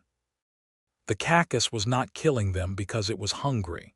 It was killing them because they were inside, and they needed to not be inside, and the ones who would not leave, the ones who were too slow, too confused, too injured were removed, permanently, with fire. They reached the passage. They piled into the throat Marchetti, Ferry, MacDonald, Park, the surviving soldiers, the surviving scientists, and they crawled, scraped, forced their way through the narrow passage, and the Cacus did not follow them into the throat. It was too large. The passage was too small. It reached one head, one of 3, into the entrance of the throat, and the head filled the passage from wall to wall, and the eyes, 6 of them, 2 per head, burning with a bioluminescent fire that was not reflected light but generated light, the amber glow of a bioelectrical organism operating at full capacity, stared at them as they crawled. And the mouth opened, and the plasma came. The blue-white stream of superheated gas hit the passage wall 3 meters behind the last crawler, Dragonova, the Bulgarian Special Forces operator, who was hauling a wounded scientist by his pack straps, and the wall exploded. Limestone shattered. The ceiling cracked. The passage began to collapse. "Move," Marchetti screamed. "Move, the passage is coming down." They moved. They clawed through the narrowing passage as the ceiling fell behind them block by block, the limestone giving way, the throat closing, and the Cacus, behind the collapse, screamed. The hiss, the thousand gas pipes became a shriek, a frequency that shattered the soldiers' ear protection and sent lances of pain through their skulls. And then from the collapse, from the rubble, from the broken stone, a tentacle, no, not a tentacle, a neck, a head, a mouth pushed through. The Cacus was trying to force its way through the collapsing passage. It was trying to follow them. It was trying to get to the surface. "The elevator," Ferry shouted. "Get to the elevator." They emerged from the passage into the cavern. The first cavern, the entry cavern, the place where the borehole descended from the surface. And the elevator was there, the cable taut, the platform waiting. They piled on, 10 people, 12, too many, the platform groaning under the weight, and Kowalski, at the winch controls in the basement above, hit the switch. The elevator rose, slowly, too slowly, 3 meters per minute. The passage behind them was collapsing, the Cacus pushing through, forcing its body through the throat, the stone breaking around it, the limestone cracking and falling, and through the dust and the rubble, the amber glow of its eyes, getting closer. "Faster," Marchetti shouted into his comms. "Kowalski, faster." "I can't," Kowalski's voice came back. "The cable is rated for 8, you've got 12, any faster and it snaps." The elevator climbed, 5 meters, 8, 10. The cavern below was filling with smoke, black biological smoke, the Cacus's breath pushing through the collapsed passage, filling the space below them with darkness and heat. And through the smoke a shape, 3 heads, 6 eyes. The Cacus forcing its way through the throat of the passage, the rock breaking around its body, the limestone crumbling like chalk, and it was coming up. It was coming toward the surface. 11 meters. The elevator reached the top. The team tumbled off the platform and into the basement, the cool, dark 19th century basement of Via di Sant'Alessio 14, with its vaulted limestone walls and its packed earth floor, and above it, the city of Rome and the sun and the world. "Seal it," Marchetti shouted. "Kowalski, seal the shaft, blow the charge." Kowalski had prepared for this, a contingency, a failsafe, a shaped charge positioned around the top of the borehole that would collapse the shaft and seal the breach. He hit the detonator. The charge went, the basement shook, the floor cracked, dust and debris erupted from the borehole, and the shaft, the 12-meter cylinder of drilled limestone lined with steel casing, collapsed. Tons of rock, shattered by the shaped charge, fell into the shaft and sealed it. The breach was closed. They sat in the basement, in the dust, in the dark, and they breathed. The air smelled of explosive and limestone and dust. It did not smell of sulfur. It did not smell of ozone. It was over. It was not over. They counted their dead. 7. Gallo incinerated. 3 soldiers killed by the plasma crossfire. 2 scientists, Dr. Dubois and Dr. Fisher, killed in the garden, caught by the smoke, overcome by the heat, their bodies not recovered. 1 engineer, Kowalski's second, a man named Volkov, killed by falling rock in the passage collapse. 7 dead. 7 out of 20. 35% casualty rate in an engagement that had lasted less than 15 minutes. The survivors sat in the warehouse in Auschwitz, the same warehouse where they had assembled 2 weeks earlier, where MacDonald had given his briefing, where 20 people had stood in the light and listened to a plan that had seemed, at the time, reasonable. Now 13 people sat in the same warehouse, in the dark, and listened to the silence, and the silence was the sound of 7 empty spaces where 7 people had been. Marchetti spoke first. "What the hell was that?" "The Cacus," MacDonald said. "The custodian." "It's not a custodian. It's a weapon. It's a biological weapon with 3 heads and plasma breath and a hide that stops armor-piercing rounds. It's a guard. It was guarding the vault. We broke in," it responded. It killed 7 of my people, Dr. MacDonald. It didn't respond. It executed. MacDonald looked at Marchetti. He looked at Ferry. He looked at Park, who was sitting in a corner, her face gray, her hands trembling, staring at the data from her gas analyzer as though the numbers could undo what had happened.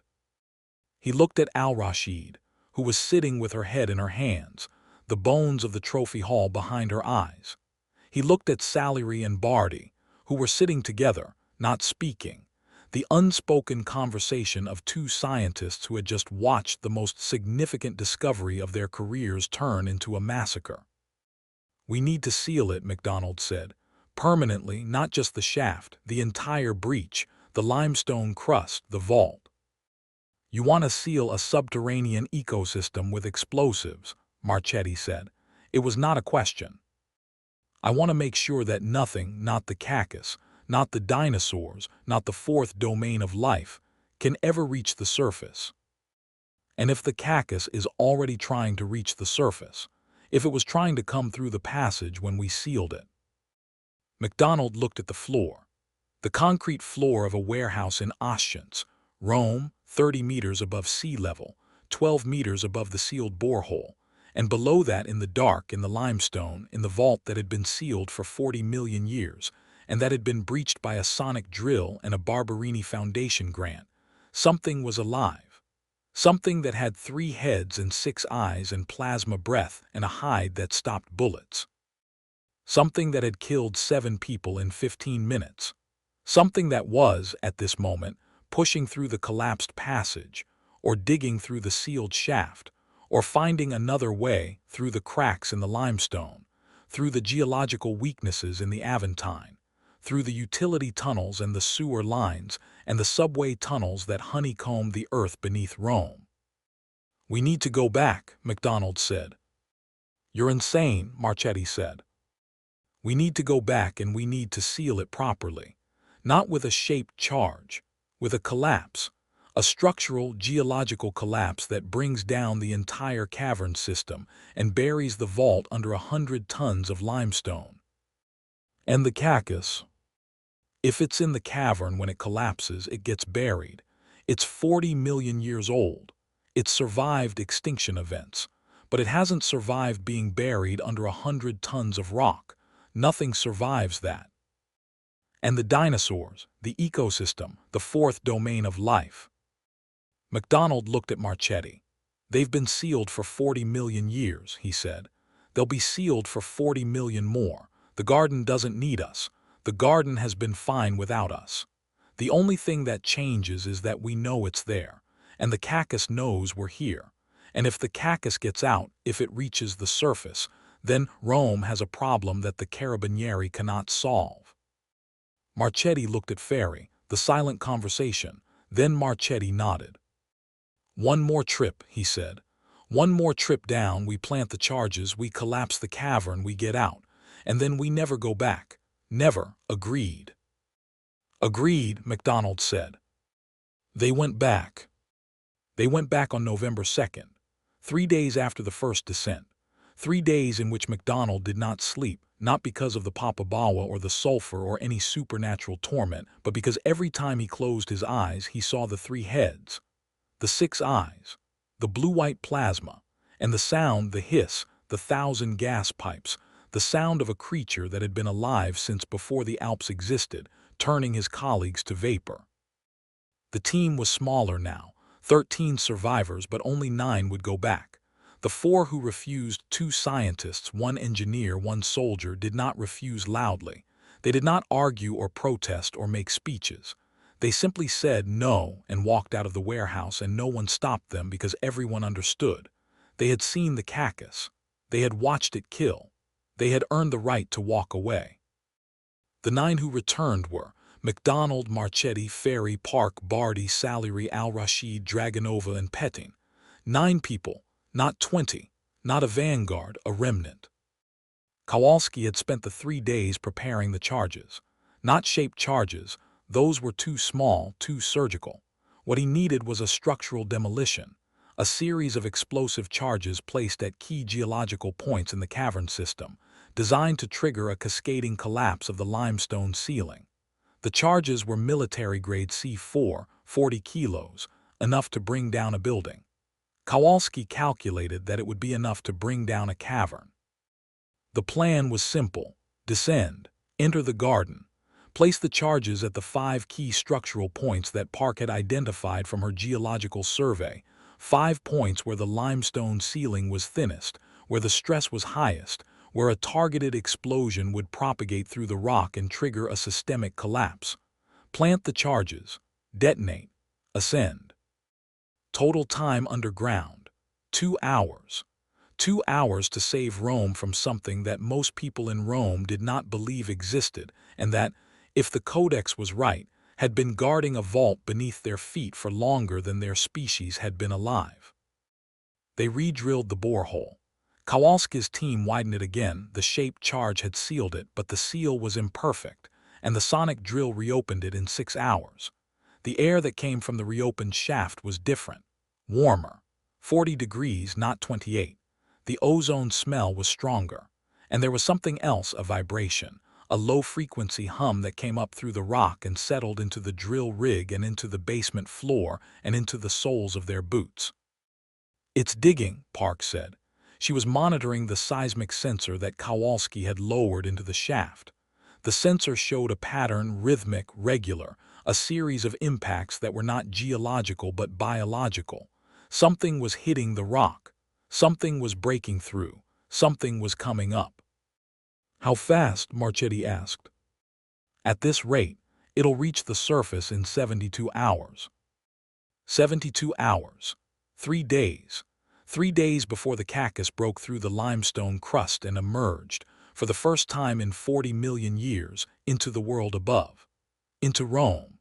Into a city of 3 million people, armed with 3 heads and plasma breath, and a hide that stopped armor-piercing rounds, and a biological imperative to remove every foreign organism from its territory." "Then we go tonight," Marchetti said. They descended at midnight. 9 people, the elevator packed to capacity, the charges in waterproof cases strapped to their backs. The shaft was hot, 40 degrees, the walls sweating with condensation, the air thick and humid and tasting of ozone. The vibration was stronger here, the hum, the impacts, the sound of the Cacus digging.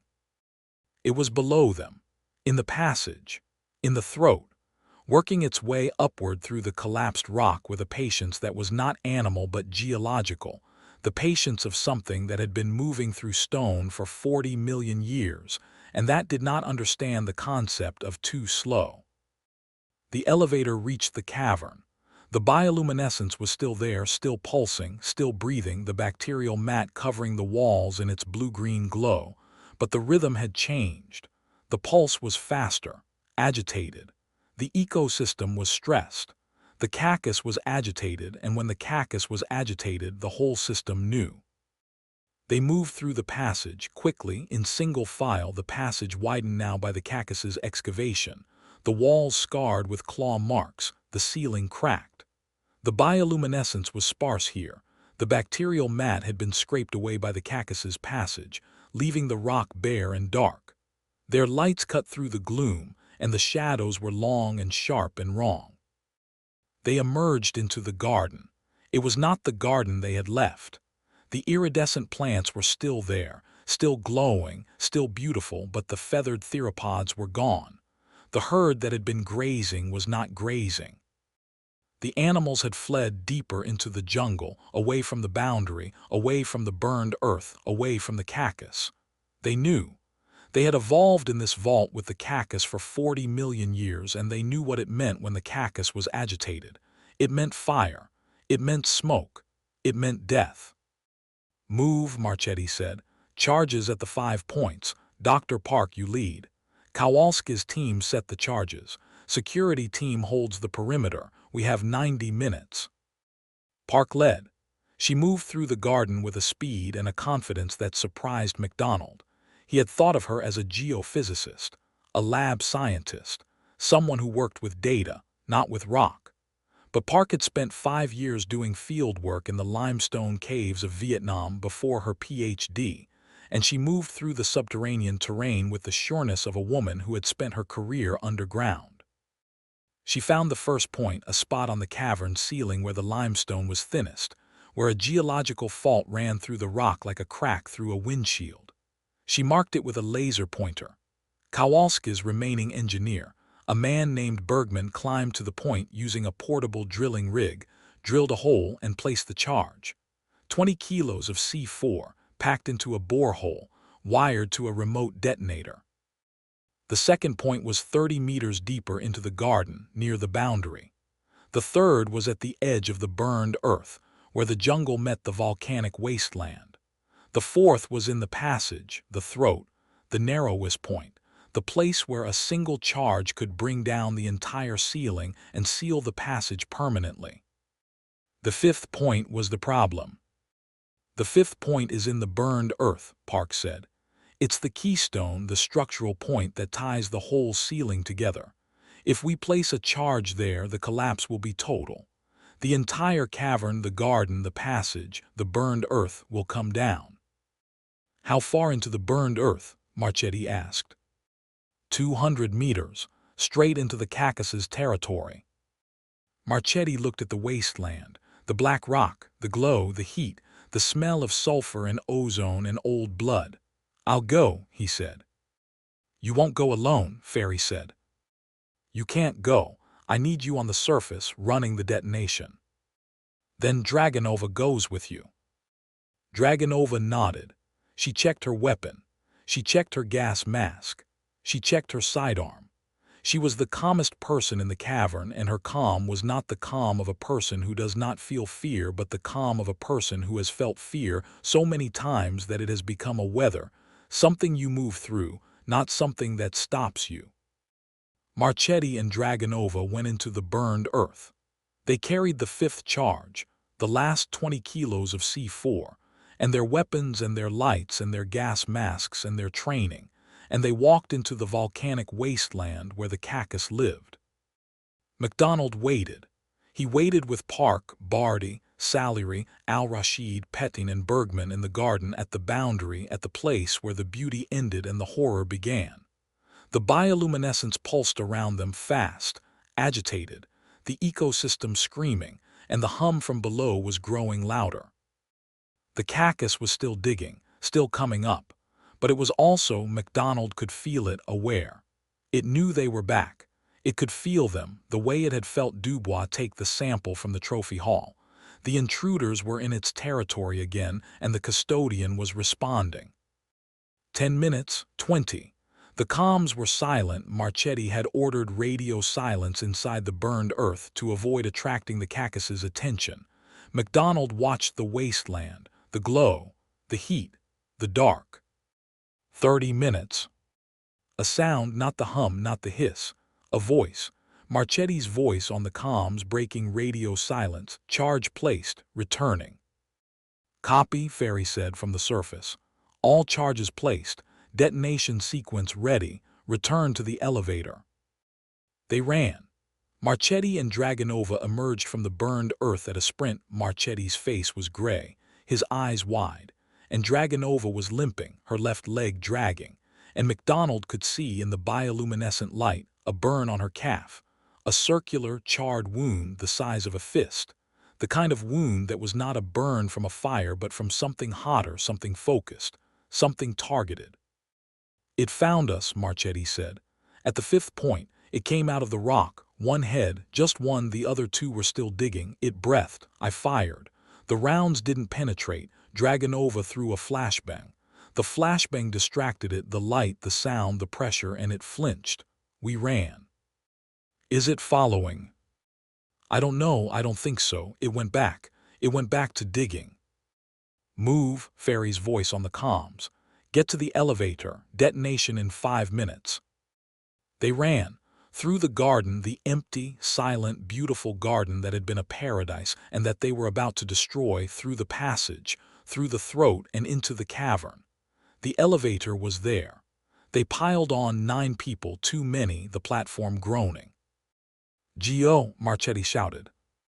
The elevator rose, slowly, 3 meters per minute, 5 meters, 8. And from the passage, from the throat, the sound changed. The hum stopped. The digging stopped. And in the silence that followed, a new sound. A sound that was not mechanical, not geological, not biological in the ordinary sense. A sound that was the sound of something alive, something ancient, something that had been guarding a door for 40 million years and that had just realized, with 3 brains, 6 eyes, and a biological intelligence that had evolved to match the geological timescale of its environment, that the intruders were not just leaving. They were sealing the door. The Cacus screamed, all 3 heads, all 3 throats, a sound that was not a hiss, not a roar, but a vibration, a subsonic, infrasonic, bone-deep vibration that hit the elevator platform like a wave and sent it swinging on its cable. MacDonald grabbed the railing. Park fell. The charges in their waterproof cases slid across the platform. "Detonate," Marchetti shouted into his comms. "FERRI, detonate now." From the surface, 12 meters above at the top of the shaft, in the basement of Via di Sant'Alessio 14, Ferry hit the switch. The charges went, all 5. In sequence, a cascading detonation that started at the 5th point, the keystone, the charge that Marchetti and Dragonova had placed in the heart of the burned earth, and that propagated outward through the limestone like a crack through ice. The sequence took less than 3 seconds, 5 detonations, 5 points, and the cavern, the 30-meter-wide, 15-meter-tall subterranean vault that had been sealed for 40 million years, came down. The sound was beyond sound. It was a tectonic event. The limestone, 35 million years old, compressed, dense, shattered, and fell in slabs the size of cars, the size of trucks, the size of buildings. The ceiling came down first, the charges were placed on the ceiling, and the ceiling fell, and the garden, the iridescent, bioluminescent, beautiful garden, the lost world, the ecosystem that had been alive since the Eocene, was buried under 100 tons of rock.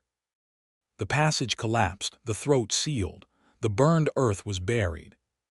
And the Cacus. MacDonald heard it. He heard it through the rock, through the elevator cable, through the air in the shaft. He heard the 3 voices, the 3 throats, the 3 mouths screaming in a discordant harmony that was not music but was not music, a sound that bypassed the ears and went straight to the brainstem, to the part that had been alive since the first mammal had cowered in a burrow while the dinosaurs died above. The Cacus was screaming, not in pain, in rage, in fury. In the righteous, territorial, biological fury of a guard that has been outmaneuvered, that has failed in its function, that has allowed the door to be sealed and the intruders to escape. The elevator reached the surface. The team tumbled off the platform and into the basement. The floor was shaking, the collapse was still propagating, the limestone still falling, the earth still adjusting to the removal of a void that had been there for 40 million years. The building above them groaned. Plaster fell from the ceiling. A window cracked. "Out," Marchetti shouted. "Everyone out of the building now." They ran. Up the stairs, through the basement door, through the ground floor, out the front entrance, into the street. Via di Sant'Alessio was quiet, 2:00 a.m., residential, the street lamps casting their orange glow on parked cars and apartment buildings, and the ancient, indifferent stone of the Aventine Hill. The ground was shaking, a tremor, a localized seismic event, magnitude 2.3, enough to feel but not enough to damage. The building behind them, Via di Sant'Alessio 14, a 19th-century residential block, was intact. The cracks in the plaster were superficial. The structural damage, if any, was below, deep below, in the limestone, in the collapsed cavern, in the sealed vault. They stood in the street and listened. The shaking stopped. The ground settled. The city of Rome, 3 million people sleeping above a sealed vault, was quiet. And from below, from deep, deep below, from the heart of the collapsed cavern, from the place where the Cacus was buried under 100 tons of limestone, a sound, faint, barely audible, not a scream, not a hiss, a vibration, a hum. The same infrasonic, subsonic, bone-deep vibration that MacDonald had felt in the shaft, the sound of something alive, something massive, something that had been buried but not killed. The Cacus was alive. It was buried under 100 tons of rock. It was sealed in the dark. It was cut off from the surface, from the garden, from the world above. But it was alive. It had survived 40 million years in a sealed vault. It could survive this. It would survive this. It would dig slowly, patiently, with the geological patience of something that measured time in millennia, through the rubble, through the collapsed limestone, through the sealed shaft. It would dig and it would come back. Not tomorrow, not this year, not this century, but one day. One day the Cacus would dig through the rubble and it would find the surface and it would emerge and it would find the world full of intruders, 3 billion of them, swarming over every continent, filling every niche, occupying every space, and the custodian would do what it had been designed to do. It would cleanse its territory. MacDonald stood in the street on the Aventine Hill, in the city of Rome, in the country of Italy, on the continent of Europe, on the planet Earth, and he listened to the hum of something that had been alive since before the Alps existed, and he knew, with the cold, crystalline certainty of a man who has been to the bottom and come back, that the seal would hold for now. For a decade, maybe for a century, but not forever. Nothing held forever, not against something that measured time in geological epochs. Marchetti stood beside him. The captain's face was gray. His hands, which had been steady through the entire engagement, through the plasma fire, through the deaths, through the collapse, were shaking now, in the aftermath, in the quiet, in the orange light of a Roman street lamp. "Dr. MacDonald," Marchetti said, "it's still alive." "Yes." "It will come back." "Yes." "When?" "I don't know, decades, centuries, but it will come back." Marchetti looked at the building. Via di Sant'Alessio 14, the sealed shaft beneath it, the collapsed cavern below that, the Cacus below that, buried but breathing, sealed but alive, guarding a vault that no longer existed, waiting for a door that would one day reopen. "Then we need to make sure it stays sealed," Marchetti said. "Not just today, not just this year, permanently, for as long as it takes." "How?" Marchetti looked at Ferry. Ferry looked at Marchetti, the silent conversation. Then Marchetti turned to MacDonald and said, "We buy the building, we buy the land. We build a facility, a security facility, a monitoring station, a permanent presence above the breach point. We staff it. We monitor the seismic activity. We maintain the seal. And we never tell anyone what's down there." "You're talking about a lifelong commitment, a permanent blockade." "I'm talking about a custodianship," Marchetti said. "Someone has to guard the door. The Cacus was the old custodian. Now it's buried and the door is sealed and someone has to stand above it and make sure it stays sealed. That someone is us." MacDonald looked at the 3 survivors, Marchetti, Ferry, and himself. 3 men, 3 custodians, 3 people who had seen what lived beneath the Aventine and who knew, with the certainty of people who had been to the bottom, that the door could not be left unguarded. "Agreed," MacDonald said. They established the front company in January 2025.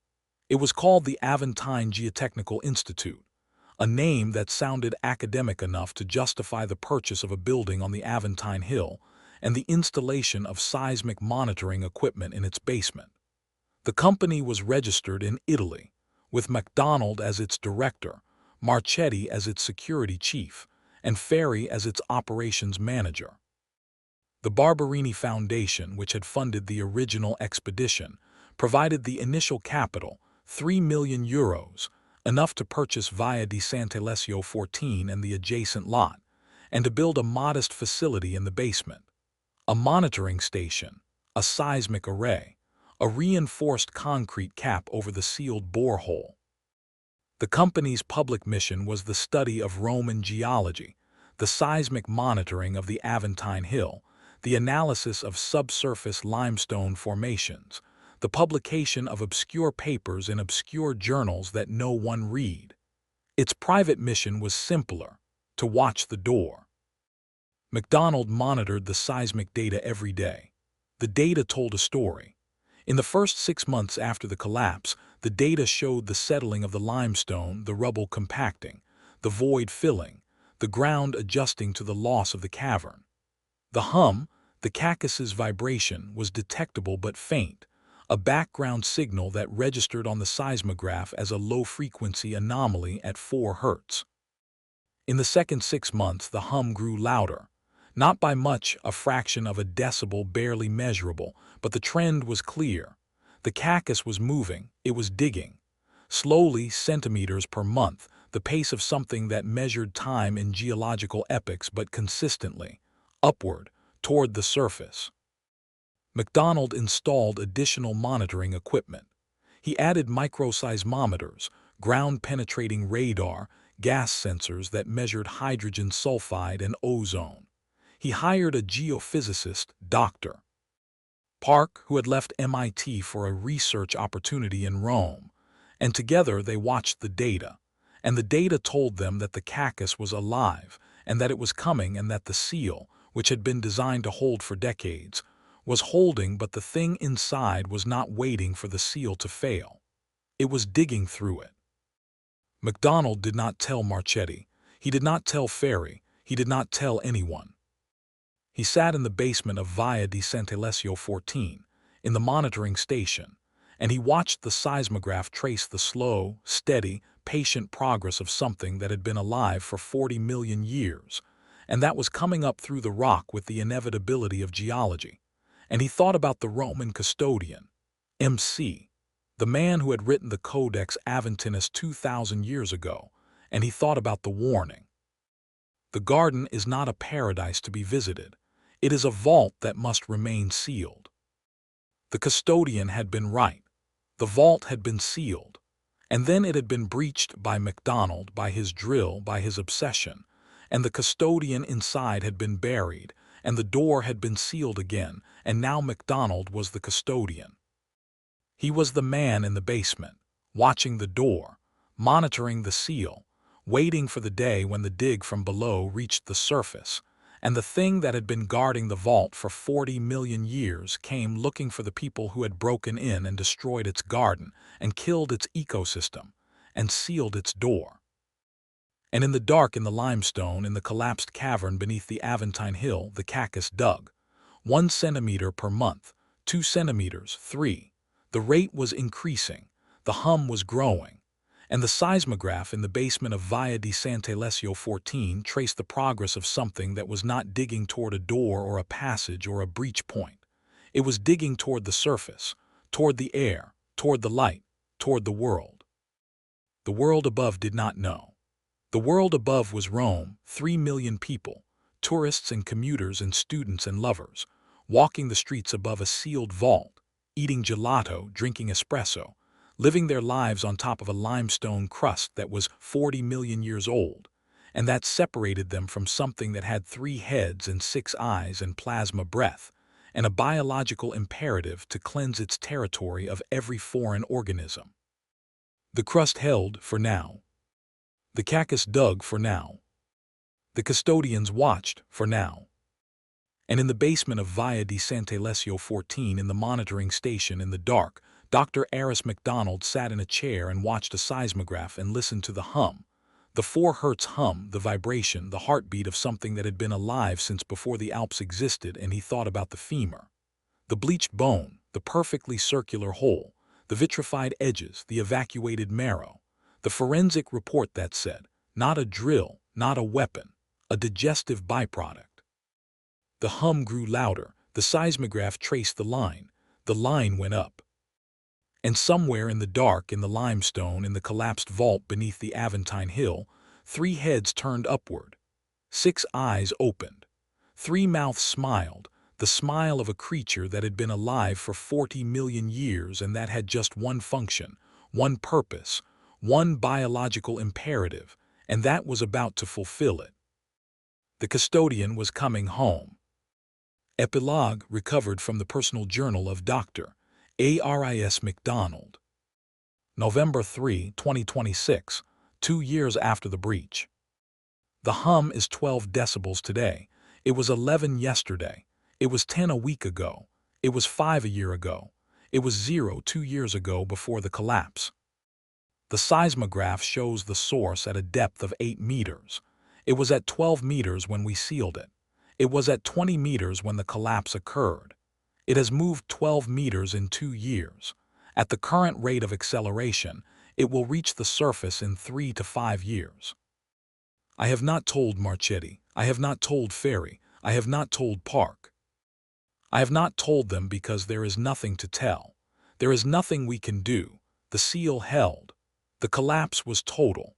The cavern is buried under 100 tons of limestone, and the Cacus is digging through it, not around it, not over it, but through it with the patience of something that has been moving through rock for 40 million years. I sit in the basement and I listen to the hum, and I think about the Roman custodian. He wrote his report 2,000 years ago, and he recommended that the cave be sealed. And it was sealed. And the seal held for 2,000 years. And then I came along, with my drill and my obsession and my need to prove that I was right, and I broke the seal, and I found the vault, and I found the Cacus, and I buried it, and now I am the custodian, and the Cacus is coming for me. The Codex was right. The garden is not a paradise to be visited. It is a vault that must remain sealed. But the vault is open. The garden is dead. The custodian is buried. And the new custodian, me, Aris MacDonald, professionally dead, personally doomed, is sitting in a basement on the Aventine Hill, listening to the sound of something that is coming up through the rock. It is coming, it is patient, it is inevitable. And when it arrives, it will not find a garden. It will find a city, 3 million people, a civilization, a species that has been walking the surface of the earth for 300,000 years and that has forgotten, because it has needed to forget that the earth is not solid, that the ground is not permanent, that the dark below is not empty. The femur, the hole, the vitrified edges, the evacuated marrow. Not a drill, not a weapon, a digestive byproduct. The hum is 12 decibels. It is growing, it is coming. And I am the custodian, and I am sitting in the dark, and I am listening, and I am waiting, and there is nothing that I can do. The door is sealed, the custodian is buried, the vault is closed. But the hum says otherwise. Thank you for listening to today's stories.